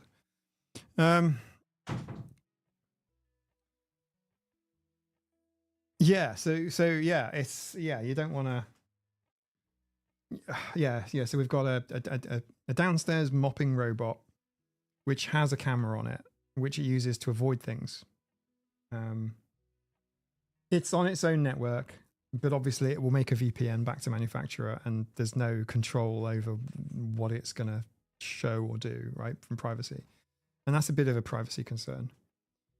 But yeah, if you have smart devices, put them on their own network, get them on a guest Wi-Fi so it's isolated from your normal devices. I can't see why an air fryer would need to be smart at all. It'd be like having a smart toaster. Yeah. I think it probably is like more a case of just lazy programming and just like, I've seen so many developers. I mean, I used to do it too. You know, you don't really like, you don't think about the permissions and what you need them for. You just like request all permissions, run as admin, that sort of thing. You don't really think about what you're doing and why you're doing it. It's just like, fuck it. Request permission for everything so that I can make my bloody code work. So it might just be that. It might not actually be like nefarious, like, oh, is the Chinese government trying to spy on your chips? It's more okay, probably more a case of, they requested that permission from your device and then not really using it. Thank you. This is a mince pie with a star on the top. Star. Have you seen the guy? Yes. His name escapes me now. He made a Roomba, I swear, every time it bumped into something. I love that video so much. I've watched it 10 times. He also made a robot dog urinate beer. Michael. What's his name? I forgot his name. It's hilarious. He's got a massive YouTube channel, but it's so he built a Roomba that would swear every single time it hit something. So Michael Reeves, Brian, that's it. Michael Reeves. Yeah, Michael Reeves. He made a Roomba. It's so funny. I just can't. Yeah, Reeves. Yeah, this Roomba would like run around, hit something, and then go ow. And it'd be like, I'm not going to swear. But it'd be like, it would be incredibly blue. Let's put it that way. And it was just hilarious because, it just goes just swearing constantly as it's splashing around. That's actually slightly more funny than the reality of it, which is that I don't know which brand was hacked. I think it might be Ecovacs, where it was hacked and hackers were driving people's vacuums around, swearing at them through the speaker. That is less funny. When Lordship Emily D. Baker dissed ChatGPT, her robot vacuum came into the room to defend it. Yeah. Maybe it's a reason for the chip shortage in CCP. Well, I mean, it's the Taiwan thing, right? That's why Taiwan is so important, because they are the global chip fabrication foundry, essentially. They make all of the chips. I mean, the important ones. Yeah.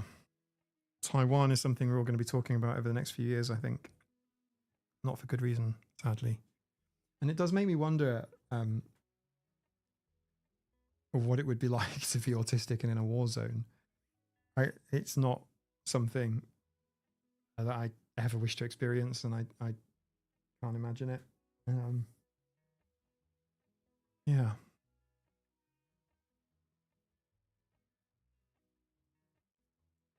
Yeah, Taiwan, yeah.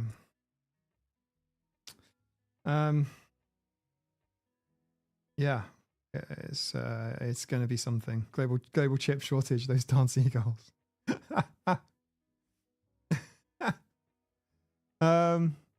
What can I do now that my hyperfixation was disturbed because the creator did bad things? What do you mean, strawberry hotcake?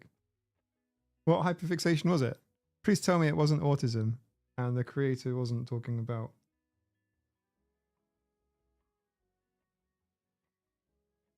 Talking about, yeah. One day we'll mine space rocks and materials virtually infinite. I agree with you, Brian. I think there will be I hope I hope that humanity gets to the point where we do mine in space as opposed to on Earth.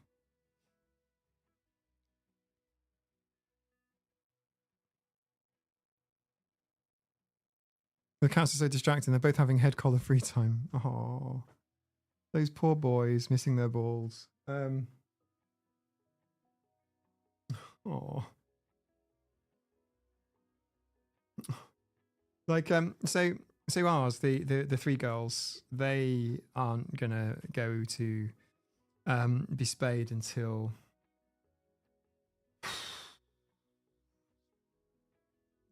possibly looking at Easter or just before Easter. Autism, one of my special interests. Jansen, yeah, I got the autism and the YouTube autism. Kylie, nice to see you. Unfortunately, people like me are forced to use voice-controlled smart devices because every blessed thing is made with an inaccessible touchscreen. Oh my god, I didn't think about that. Yeah, that's Polly. Polly's behind me attacking the. Thank you, Polly. This is Polly, everybody. Polly is deaf. Psst, psst, psst. This is Polly. Polly is deaf, and Polly is a pain in my behind. She's a pain in the butt. But I do feel really, really sorry for her because when the Catmageddon bell goes off or when the treats get dispensed, Polly often, well, she does. She misses it because she can't hear it. So Polly has to be treated separately. Brian Murphy, Kylie is blind. Kylie the cat is blind. Which means that a lot of stuff that's built, if we talk about how society is not accessible. Yeah, touchscreens, absolutely not.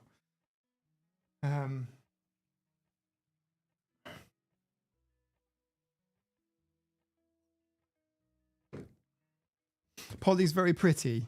Polly is like Christmas cat. I've got a picture of Polly as the wallpaper on my iPad. I've had it for years.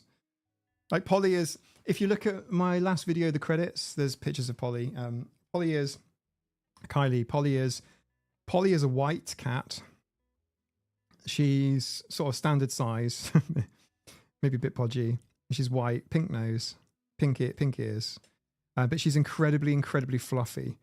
Like every single time I touch her, her fur comes off, and I don't know why. She's just constantly shedding. Most cats just shed twice a year.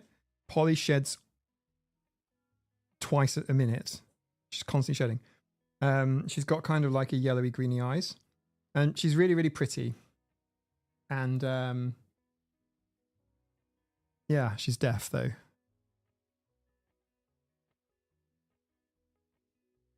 Oh, and she likes heavy equipment. She likes like chainsaws and angle grinders. She loves them. I think she likes the vibration. We had a white cat named Polly because she had 6 toes. Oh, polydactyl. Oh. Oh, there's a blue boy that constantly sheds. Yeah, so like all the other cats do not constantly shed. Polly's brother Gibson doesn't constantly shed, but Polly is constantly shedding. Explain that, but her coat is really thick. She's got an incredibly thick coat. Nina says that she would make a good pair of gloves, which is possibly true. But she is deaf, and yeah, this is a genetic thing. White cats. Not all app devs know good UI design. Expensive. Oh, yeah, it's true. Oh, it's gorgeous. I'll probably used to shed all year round as well. Yeah, it's strange.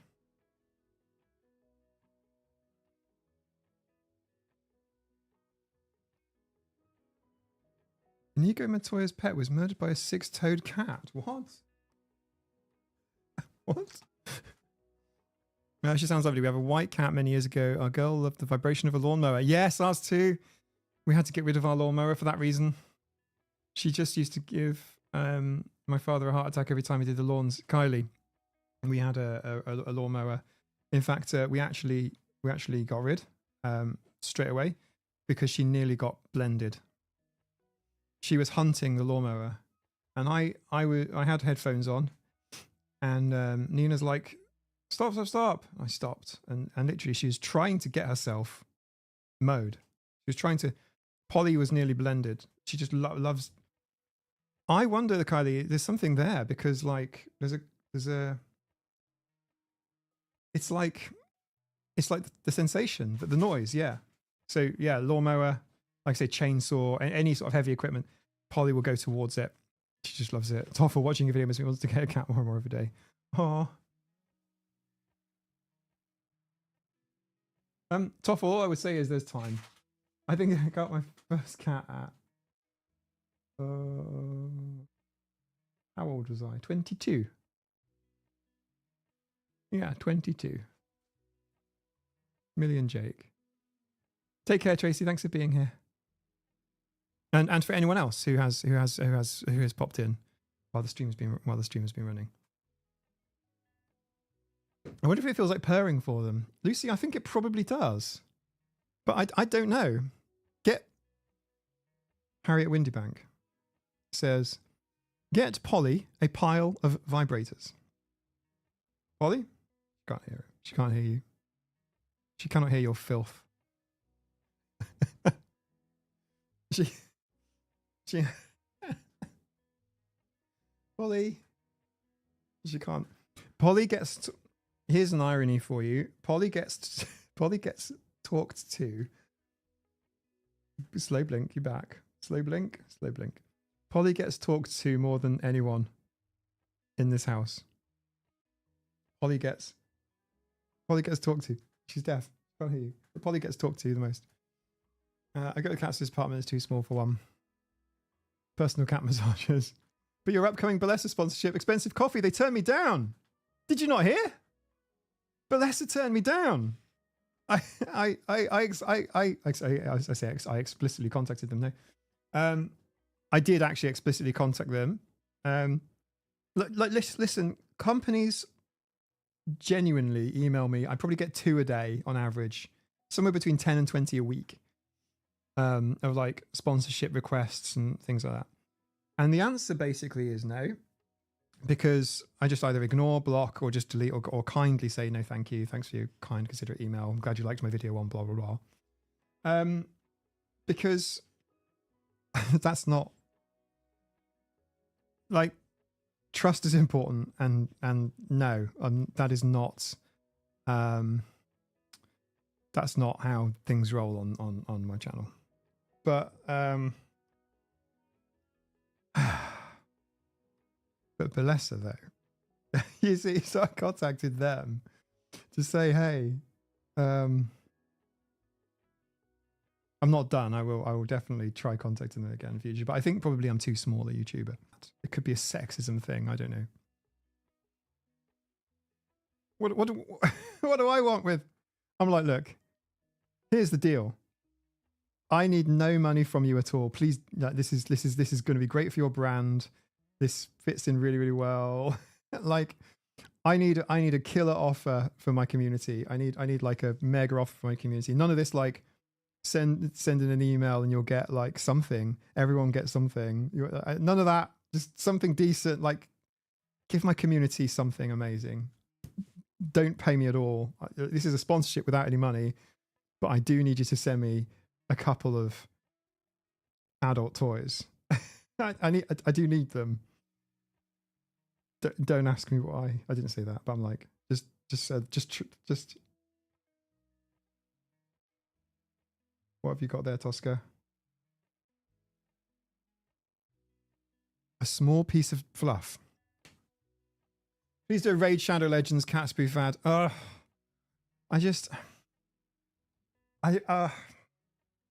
Raid Shadow Legends, NordVPN, blah, blah, blah, blah. I think they want women to promote their stuff. Isabella, I can be a woman for pay. I can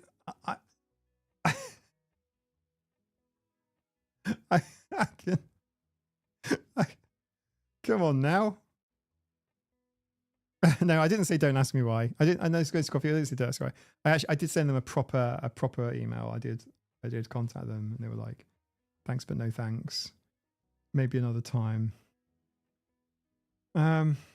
Which is like, okay, fine. You're lost, but I've got the funny clip playing in my head. Damn it.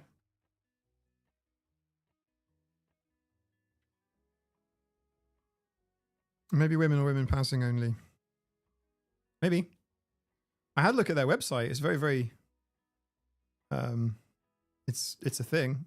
Hang on, let me just quickly check the stream. I'm getting warnings. No, it looks good. Looks okay.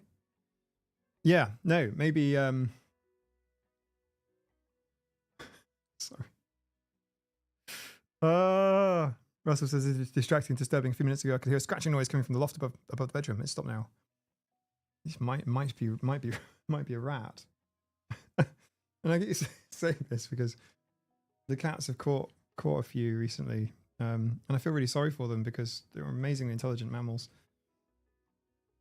They have a bad deal.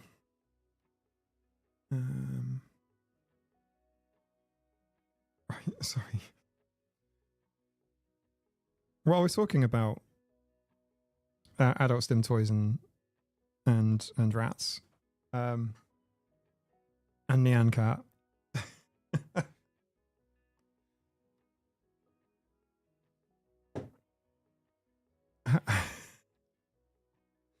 No, in my head it sounded funny.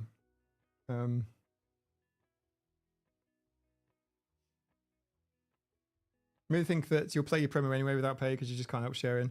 Yeah, maybe, but like I wouldn't bother. If they can do like a really good offer for everyone, then then I'm down basically. If it's actually something that's funny, entertaining, and kind of useful, then that's kind of where my Venn diagram goes. Raid Shadow Legends. It's not funny. Like I struggle to make it amusing. And like, does anyone give a shit? Bats. Oh, I'd love bats. Someone said to me, "Oh, you don't want bats in there," and I'm like, "Why not?" It's because they'll be protected. You can't do anything with them. And it's like, that would be awesome. Probably not a ghost. Never had rats and mice in this house before. Probably is a ghost then. I had bats a lot of fun time.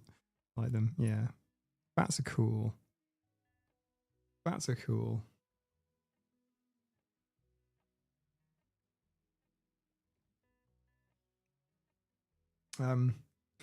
I asked the local bat people. Time to be a bad person. Strawberry hot cake. Automatic breathing off.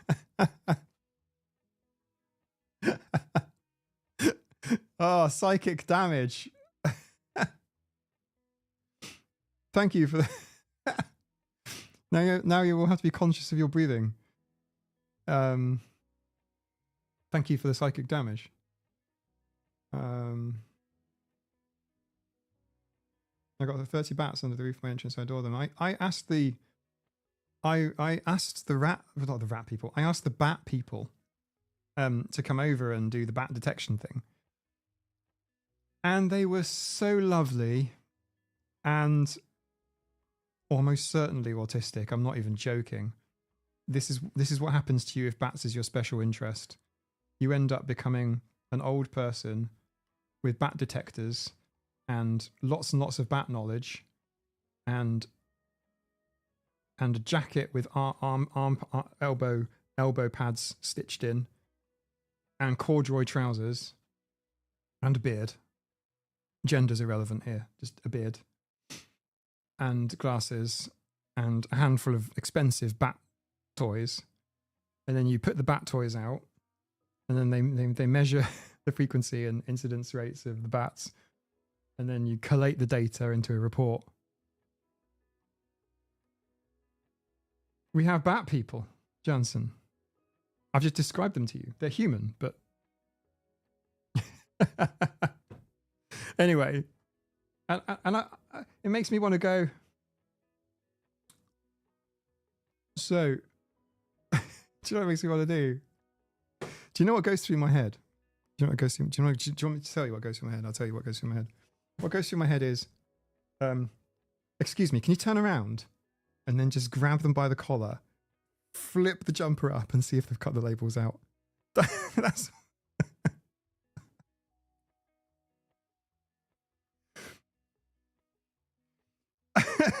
I need evidence of your autism. Anique, we recognize our own kinds generally. Basically, that's where I'm going with it. I'm just being a bit more invasive.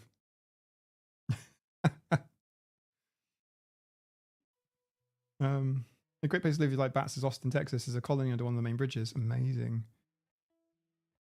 Being a bat person sounds a good idea. Jansen, do you believe the Ortidar is real? Yeah, I do. I think birds of a feather, the birds of a feather thing. I think that if you went to a public school or any school, actually, if you were in an enforced environment that you felt that you couldn't leave, and you found yourself either alone or mingling with people that didn't really have a group or were in some sort of subculture or whatever, then I think, yeah, maybe there's some clues there. I think there's another one to say that I think we do generally recognize our own kind. I think some intense interest gives it away a lot of the time. Not always, but I think it's a big clue, really big clue. And I think it begs the question, doesn't it, as to whether or not we should then say, so I've just done it to you. I've just said to you, hey, the bat person came over and the bat people bring with their detectors looking at bats. Provoke them to start info dumping, pretending like, yes, that's what they would. Oh, pipistrelles, horseshoe, liselers, blah, blah, blah, blah, blah, bats, all bats, all these bats, all those bats, all these bats, all these bats, and I saw these bats, and I saw the bats. And there's all bats. So big bats, small bats, round bats, long bats, tall bats, fat bats, short bats, thin bats, brown bats, black bats, white bats, blind bats, seeing bats, long-eared bats, short-eared bats, medium-eared bats, but also that are very, very long. Right? So this sort of thing, you provoke them into info dumping. I agree with you. Kind of gives you more clues. Yes. So I think the Ortidar is real. But then I think it would be then unfair of me. I think it would be inappropriate to say, are you autistic? I think that would be, I don't know. It depends how well you know the person, I guess. Depends how well you know the person. And generally speaking, that's not really a social faux pas in our circles here on a channel called Autistic AF. You know what I mean? But like in I wouldn't ask a checkout person if, do you know what I mean? If they're autistic, And then that begs the next question, which is, that's kind of in sync. Like that's like synchronous. If we go asynchronous now and think about stuff like content creators or like celebrities or something like that, could you then say, oh, they are autistic? So Sia, for example, would it be fair to say, no, actually that's a minefield. Another insert autistic, insert person in the public eye here. Are they autistic? Generally speaking, I don't think that conversation hurts anyone. But it has the potential to. It has the potential to, if they see that conversation. And here's how let me tell you how I do it, if it helps. Sabre, are you coming in?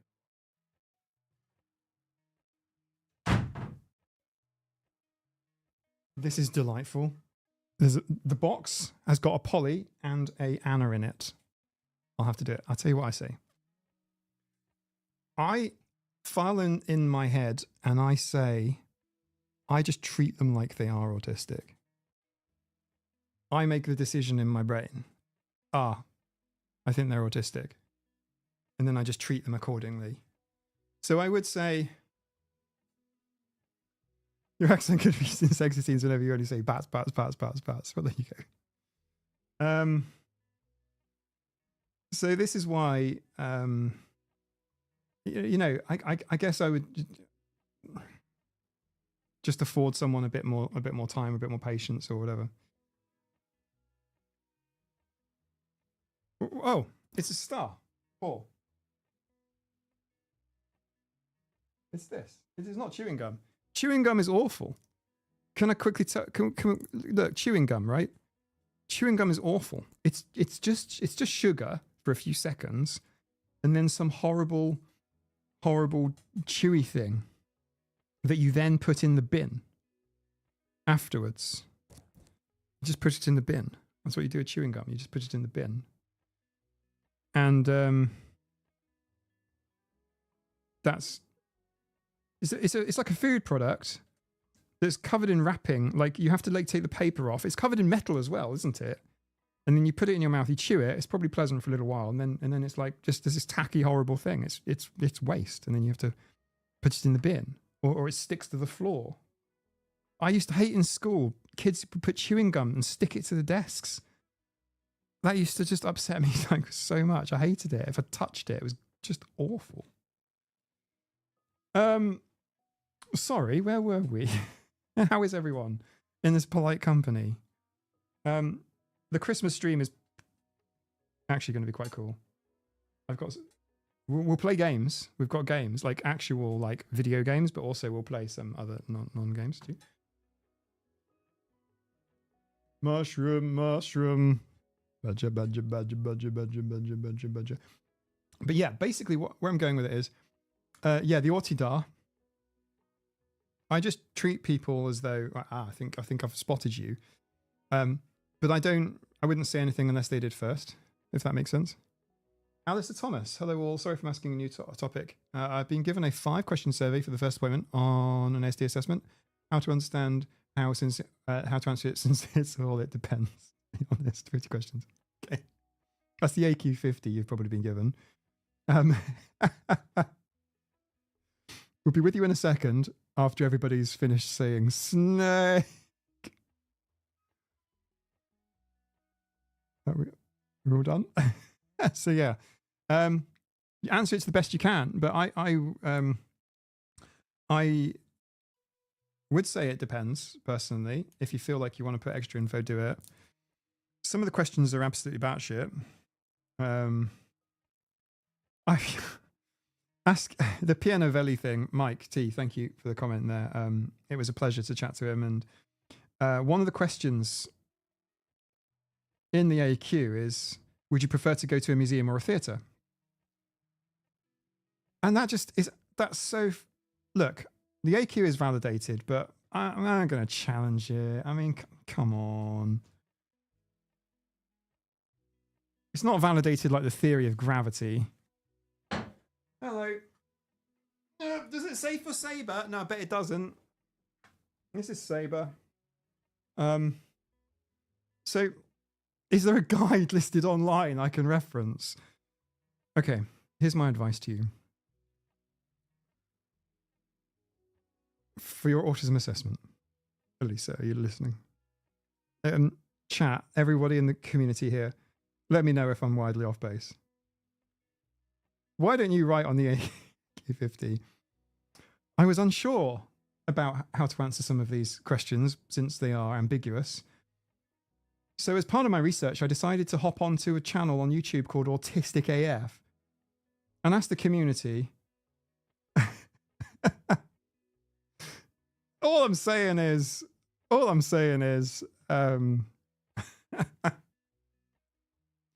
if a diagnostician knew what you were doing, I don't know, I would call it a clue.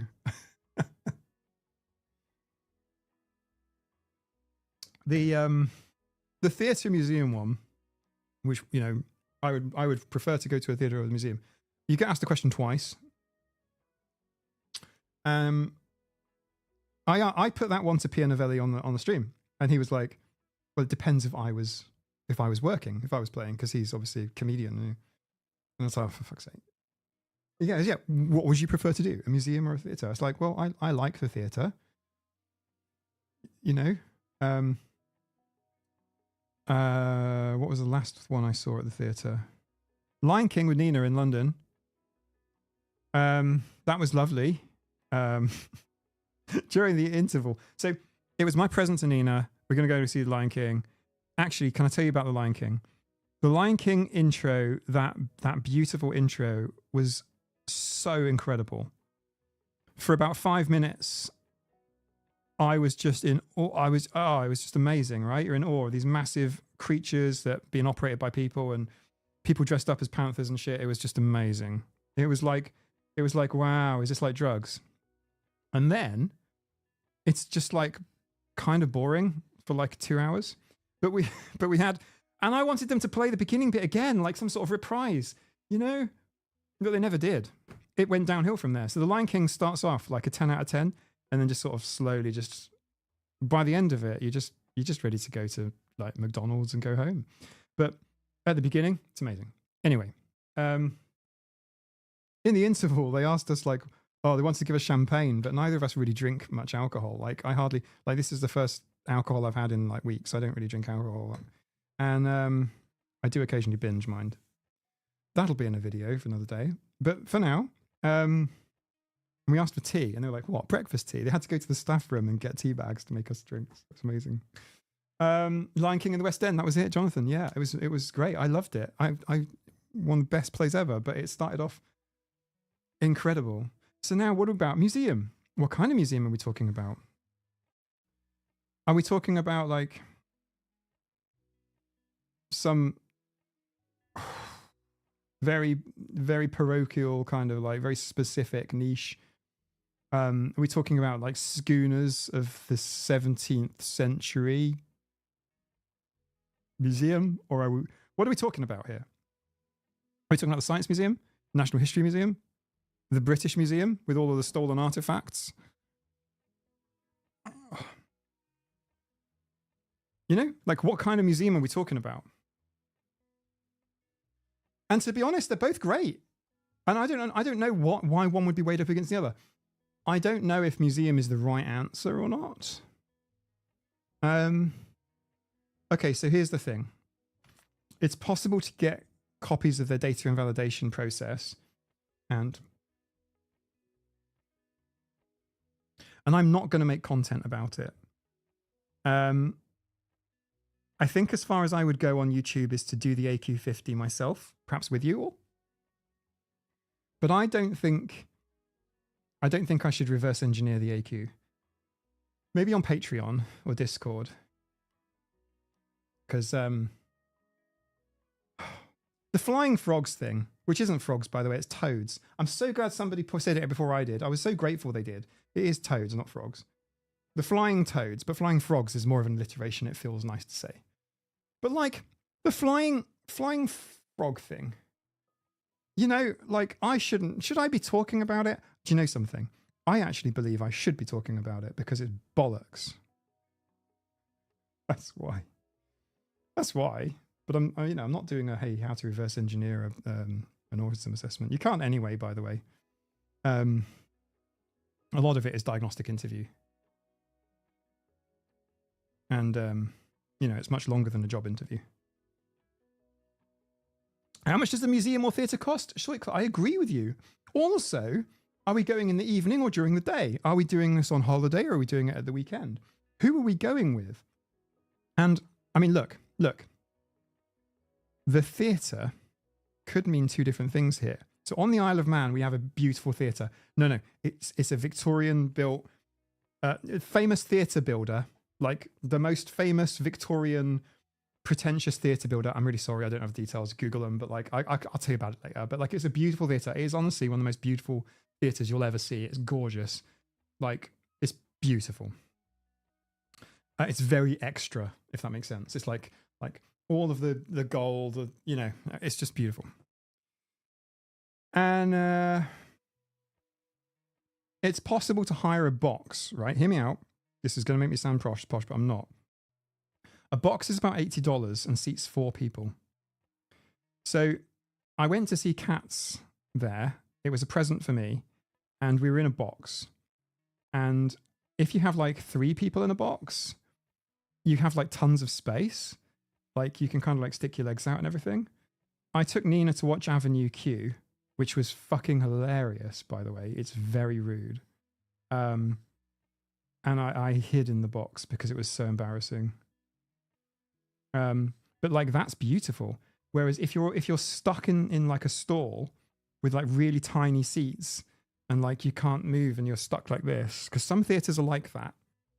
I can't remember the one Dirty Dancing was in London, but that was in a theatre that was cramped, really cramped. And that wasn't nice because of the crampingness, but the show was fine. So could it be that theatre? Theatre as in a war zone? Nope, exactly. So it's like, oh, cats in a box. Okay, here we go. Are we ready for cats in a box? But yeah, if you can go and watch a really cool theatre show from like a box, you know, so you've got your own, you've got this beautiful seating, like, and everything. Or it's just a chair. You just get like a school chair, really. But it's in the box.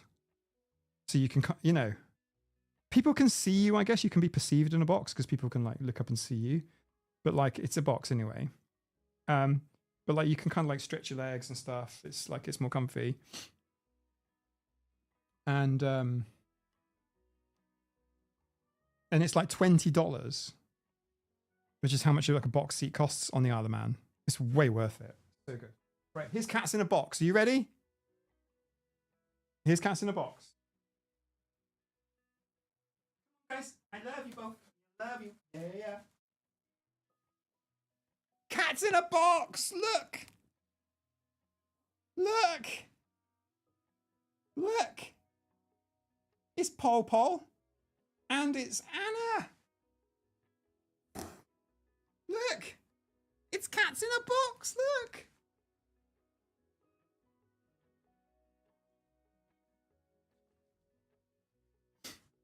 Paul Paul and Anna. Yeah, $20 American. So it's just under, it's like £18 or something. So a teeny bit more than yeah. But anyway, right, I've lost your message there. I've lost your chat comment. Can get it back here.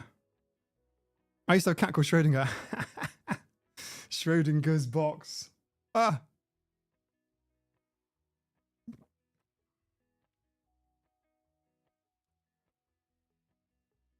Oh, I don't need the library. Oh, would I prefer going to the library? Well, no, I don't really want to go to a library, and that's why all of the libraries have closed, because no one goes to a library anymore.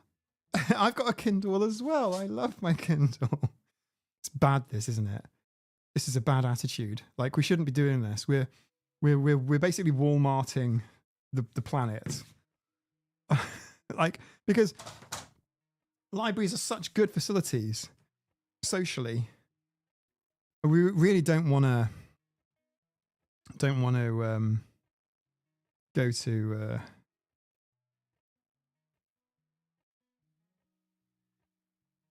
don't want to go to what was I saying? I've lost it. Oh, yeah, that's it. Yeah, going to a library. What do you go to a library for? Like, it's a shame because libraries are very good. Johnson, the weird thing about my assessment is they said I can give them additional supporting evidence after the final interview. I think that's odd. Surely it's more helpful for them to read it first. Good for them to ask. I did exactly that. I sent more stuff afterwards. I tried not to overwhelm. I don't think that's professionally good. If you put yourself in their shoes and they're sort of like, oh, okay, we're getting more and more and more, yeah. But you might send them something that fits a box better than something that they already had, if that makes sense. That could work out quite well. That's what they'll be asking for. That's what it'll be about. Sometimes it helps. Sometimes it gives more information. It might fit the criteria better.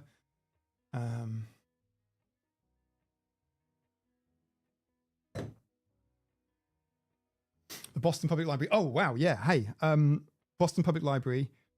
No, what am I thinking of? I'm thinking of Liverpool. Liverpool's got a library, which is like a beautiful, you know what I mean? Like beautiful building. I used to use library all the time, but like I don't see a situation where I would go to a library. Like if I want, I guess I'd go to like a bookshop. Yes. But like go to a library, I don't know. Fancy dinners when you're unable to leave is a problem, Tovel.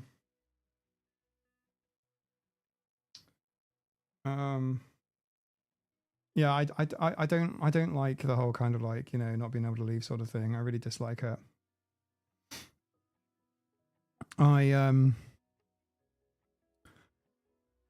So this is going to sound really wanky. You're going to have to work with me. So because I live on the Isle of Man. The Isle of Man is a weird place because it hasn't actually ever been, you know, officially kind of annexed, if that makes sense. You imagine during the medieval era where there's feudal kings and there's wars, and sure, the Isle of Man was involved, but it was never sort of officially annexed. It was always just sort of like run by mates of the king or queen or whatever. So as a consequence, we are governed by the crown or King Charles now. And he's got a lieutenant. So basically, we're like a colony of England, of the UK, and that colony is run by a lieutenant governor. Anyway, lieutenant governor recently learned how to dive at my dive club, which is really, really cool.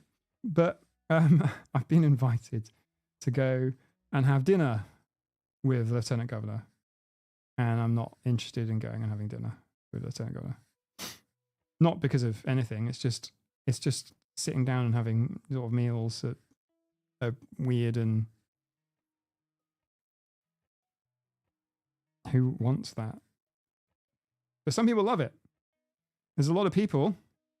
I'm gonna sort of suggest that they might be neurotypicals now, that love the whole kind of like, oh my god, these people are more important than you, or they're more important than me, and therefore I should go and hang out with them and pretend we're friends or something. I genuinely don't get it. I do not get it. I see the UK royal family as kind of like a reality, like the Kardashians almost. You know what I mean? Like the Kardashians, but with like more sexual offences. I don't get the whole bowing thing. Like I just don't do it. I don't get it. It doesn't make sense to me. I don't get it. Jansen, I don't even want the dinner. I don't even trust them. I don't even trust them to make vegan. Like I went there for a reception, and they did alcohol, because how do you fuck that up? You just open a bottle and pour it into a glass. But all the vol au vents were all meaty ones, and I couldn't eat them. So I'm like, I can't even eat your party food. I wouldn't even go there for the food. I like the Cardassians from Star Trek, yeah.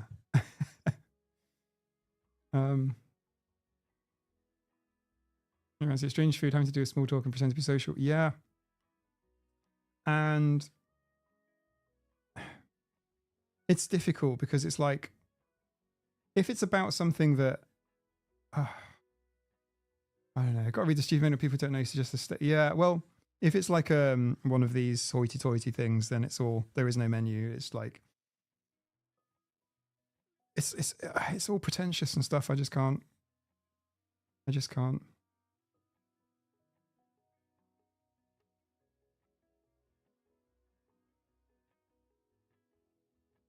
Charging the NHS with parking numbers says, yeah, I just can't. I understand, Mike. I had to go to an award dinner to be recognised, celebrated for an award. It was so bad. I was willing to pay that amount awarded to them, not enjoy not being out there. Yeah. Okay, here's one for you. Here's one for you. One of the charities that I work with has been awarded some big King's honour. There are medals. I don't care. Okay, I'll tell you what I would care about. I'd care about the opportunity to stand on a soapbox and talk about autism services and or accommodations for autistic people.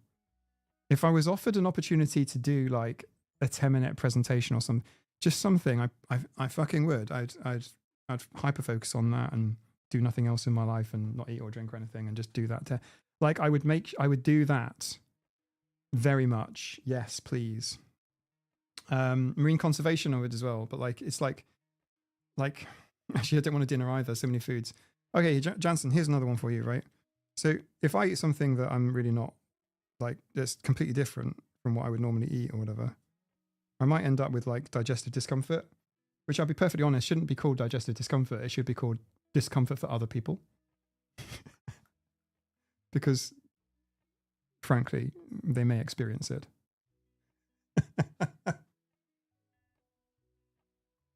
I dread being served up a huge dish of seashells and lobster parts. That sort of thing, Russell. And even when I ate like seafood and stuff, I still would dread that. Because it's like, oh, you're not supposed to use your hands. Oh, you're not supposed to use that. Oh, you're supposed to use this little fork, which is called a thing. I don't know, some fancy name. And you have to like ding it on a glass 3 times, do a funny little dance, tittle tattle to yourself, and then like I just all of that stuff. I just oh my God. You've basically been on that soapbox for a year now. I know, El Moonlight, it's getting comfy. I don't know what to tell you. It's like warm and it's imprinted with my arse cheeks. And so, like, that's, but you know, like IRL, I would definitely do it IRL. Sonic Fan 82, I posted it was. Yeah, me neither. And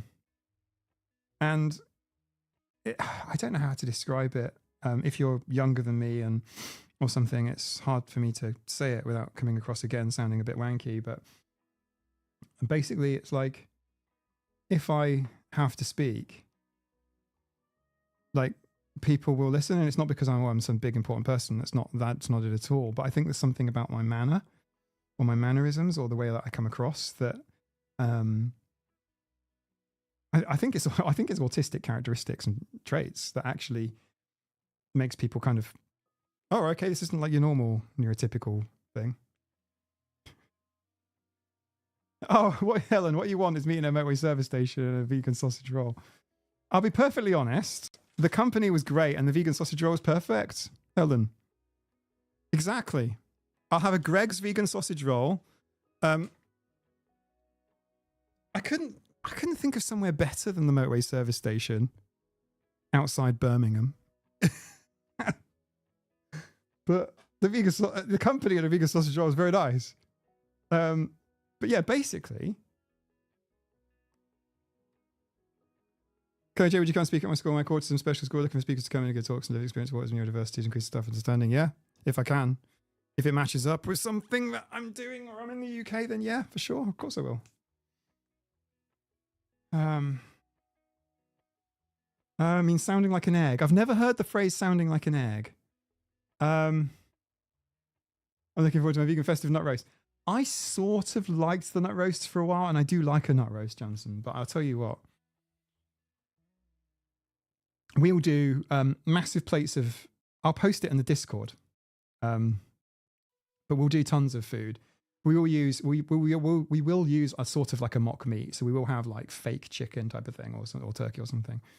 But mostly the highlight of the plate will be the roasties and the delicious the veg and all of that stuff. The mashes. We'll do like 2 mashes and we'll just pig out on that. We just pig out on calories. As you will see, because I'll be live streaming on Christmas. If you when my mum went to Royalty, she was told she had to wear a hat, so she covered a round marge tub in fabric and wore that. And she covered a round marge tub in fabric. Wendy, that's amazing. And I will be frank as well. Like the Queen, right? I think the Queen was badass. I mean, look, it's not her fault. She has a son who, well, let's not go into it. But the Queen herself, Queen Elizabeth II, was she, as a personality, she was pretty fab. I reckon she would be down with the margarine hat with the fabric on it. I think she'd be down with that. Jansen, yeah, me too. I say drones displaying wicked sewage, but since you say over jerseys, no way to tell for sure. Oh. No. It means sounding foolish or obnoxious, Jonathan. Yeah. So when I say wanky, I don't mean it in terms of like it's not a sexual thing. It's like how would the British describe wanky? Yeah. You're sounding kind of pretentious, sort of up yourself. We would say, like the opposite of being grounded or realistic or humble. Perhaps arrogant, maybe a little bit. That's what I mean by wanky. It's not meant in a rude way. Saber. It possibly was meant in a rude way at some point, but that's not how I meant it. Jansen, you wouldn't be able to meet him unless you did your little bows and shit.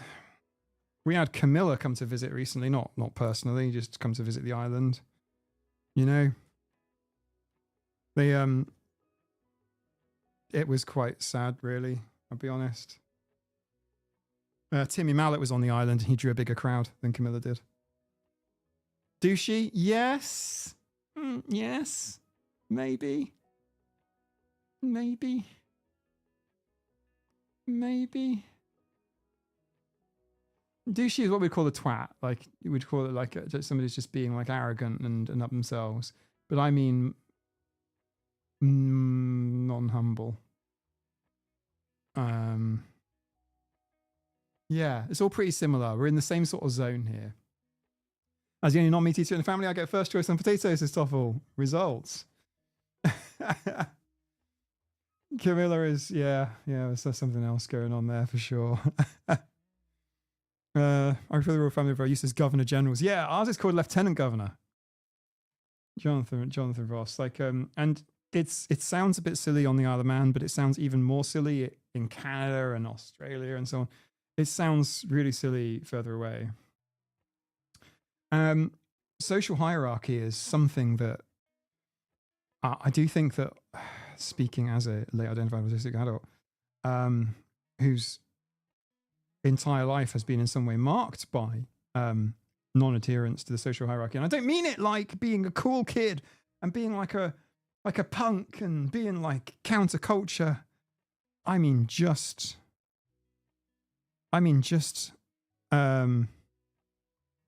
fucking up constantly socially.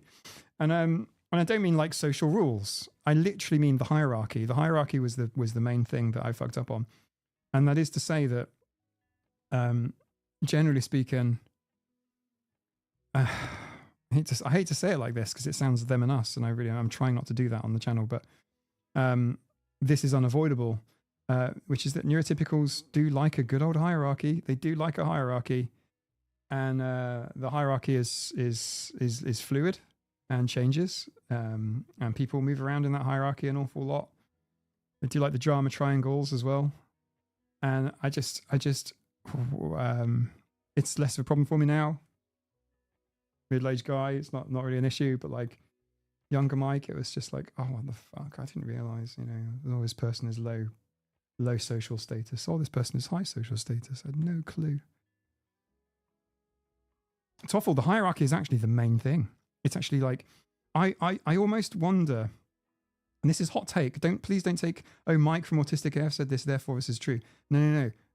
Take this as just a dude. Like, my opinion is, I feel like it's an educated opinion, but like, please, this is a hot take. And it's that I wonder if we describe autism as a disorder, if we go with the ASD label and say there's a deficit here, I think the deficit with regard to, this doesn't explain, I'm not proposing a theory of autism here, but I think the social disability side of things comes largely from a misunderstanding of the hierarchy. There's so much in that hierarchy. It's and I don't mean like, oh, there's a policeman, he's very important. Oh no, this person here is more important than you because they're a head teacher, and therefore, I don't mean like an organizational structure. I mean, if you work at like a corporate, work in an office or something, and you see an organizational structure on the wall, sometimes there is, with people's faces and the organization map. Go into like fucking Microsoft Word and do file new organizational map. It will create you a fucking hierarchy.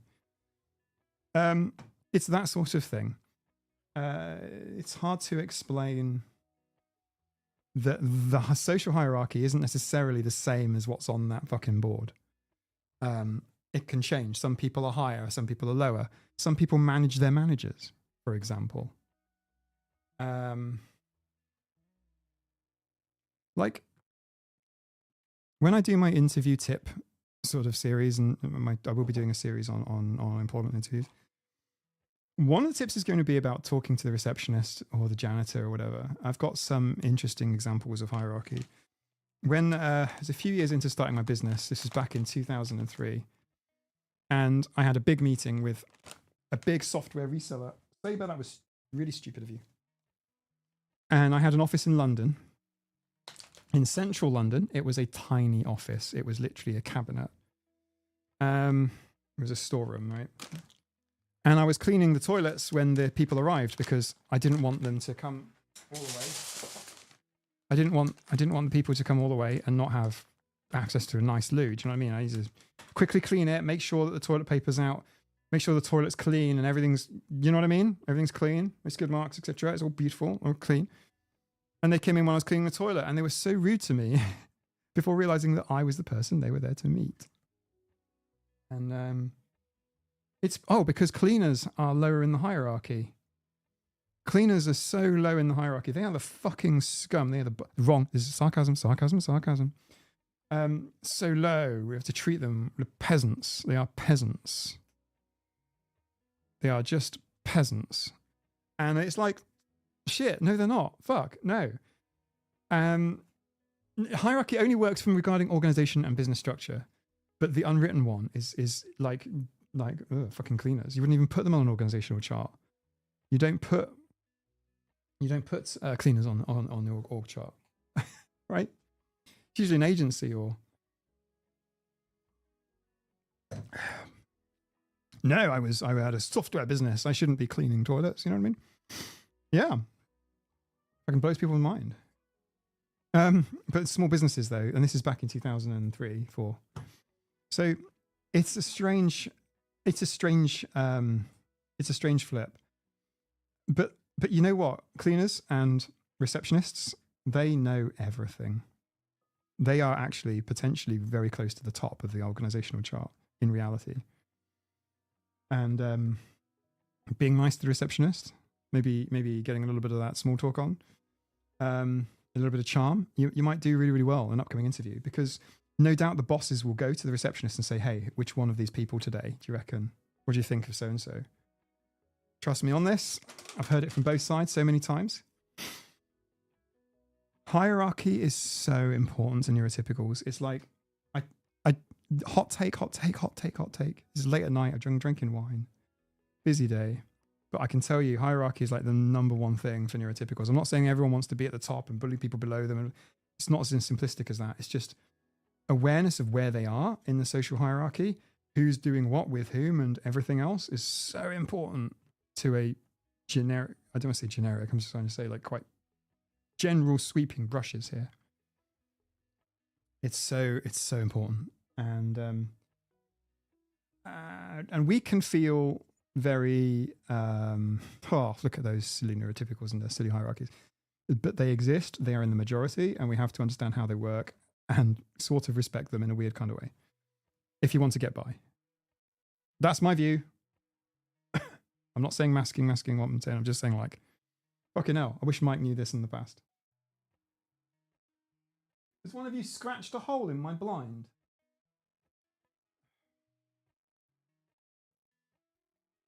Anna, you're very naughty. I reject the hierarchy of human. Indeed. King of the autistics. Oh. So like, yeah. Yeah, sometimes it is sadistic, it is, yeah. It might be more confusing, some subordinates more alpha male. Yeah, sure. Yeah. It's janitors, whatever. Yeah, it's so important. And like, yeah, but the hierarchy is so important. You can even be, by the way, in a position reasonably high up in that hierarchy, organizational and social, and be bullied, upwards, as it were. You could be a manager of something and have staff conspiring against you. It happens all the time. It's don't think like, oh, I'm autistic, I'm really good at this thing, I'm going to be leading a team for 6 weeks. Oh, isn't this going to be great? Things are going to be wonderful. Yeah. Oh, you naive little summer child.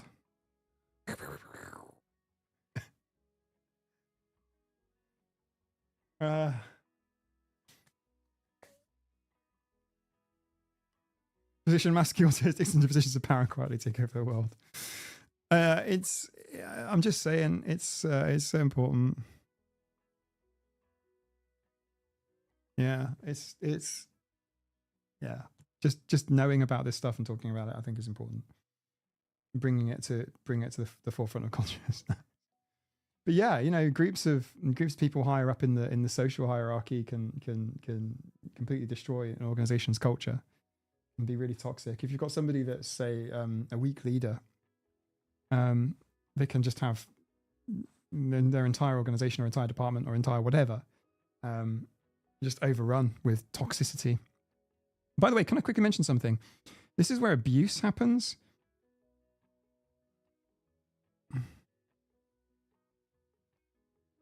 Yeah, this is where we get abuse. This is we're getting tired, need a break. Yeah, traditionally this is where I would normally stop and we go to the after party. We're just hanging on for a little bit longer. I have a wheelchair user friend who's lecturer in social work at our local technical college, and she's often assumed to be a student. Kylie, I think that's an interesting angle.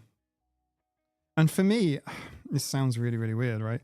But when I put on a lot of weight in my early 20s, with it came like more respect from whatever work teams I was working in. That Sabre moving that, stop it, Sabes.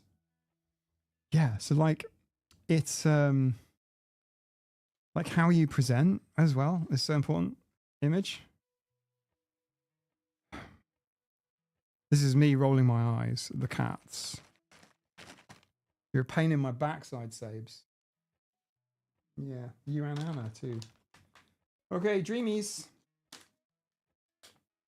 Are we ready? And like, poor Polly. Oh, no, not on here. Down. Oh, it's this I'm smelling. Okay, right, ready? Go.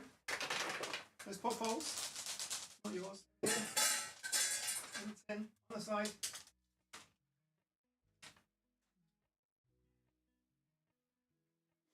Does anyone do the funnel? Watch. Funnel.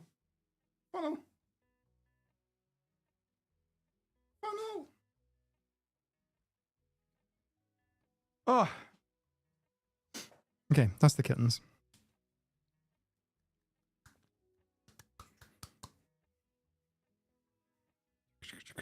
Remote working really helps level the playing field when it comes to hierarchy and office politics. Yeah.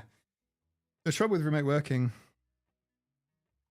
particularly in the past, is that you'll often get missed for things. You're not present in the mind.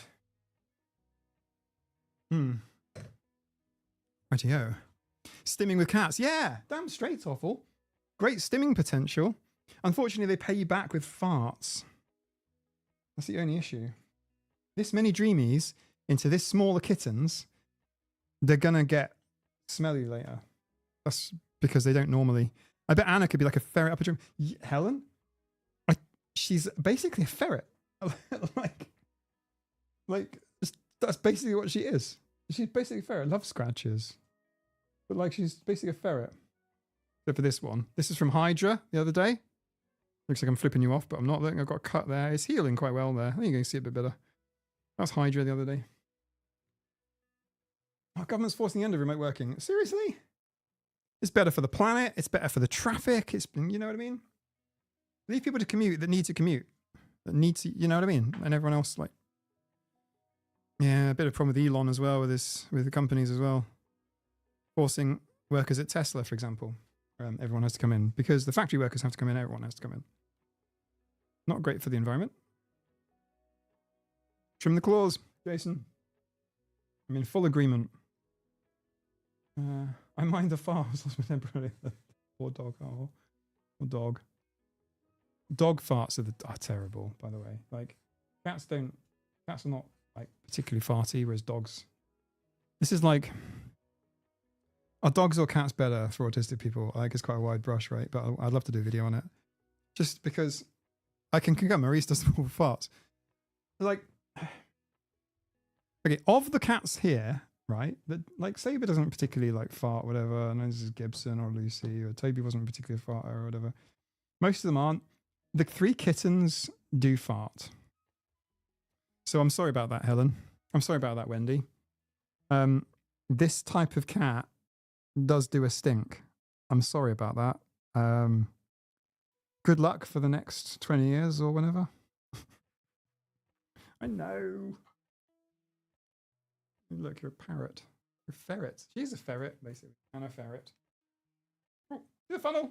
The funnel. Funnel. Funnel, funnel, funnel, funnel, funnel. Oh, and again, downstairs. Funnel, funnel, funnel. There you go. On the floor. Well done. Whew, good job.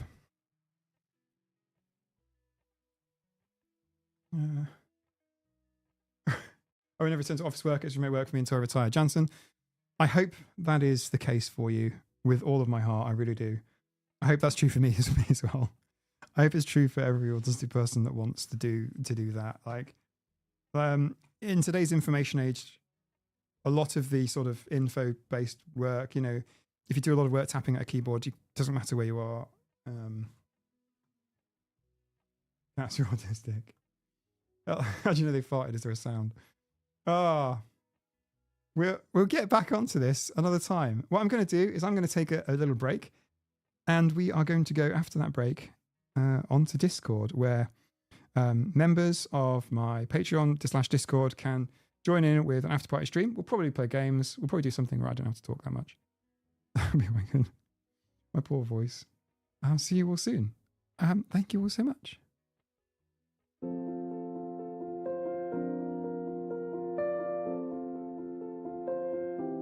Like, do like hang about, you know what I mean? Like, sort of thing.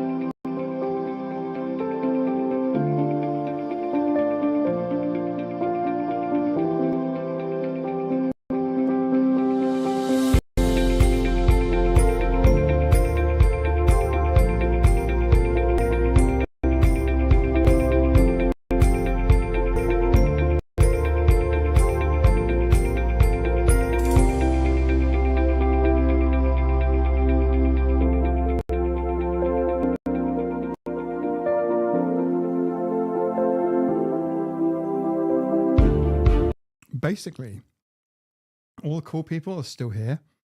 So I'd say maybe 50 people left. Maybe 50 people didn't leave. Oh, sorry.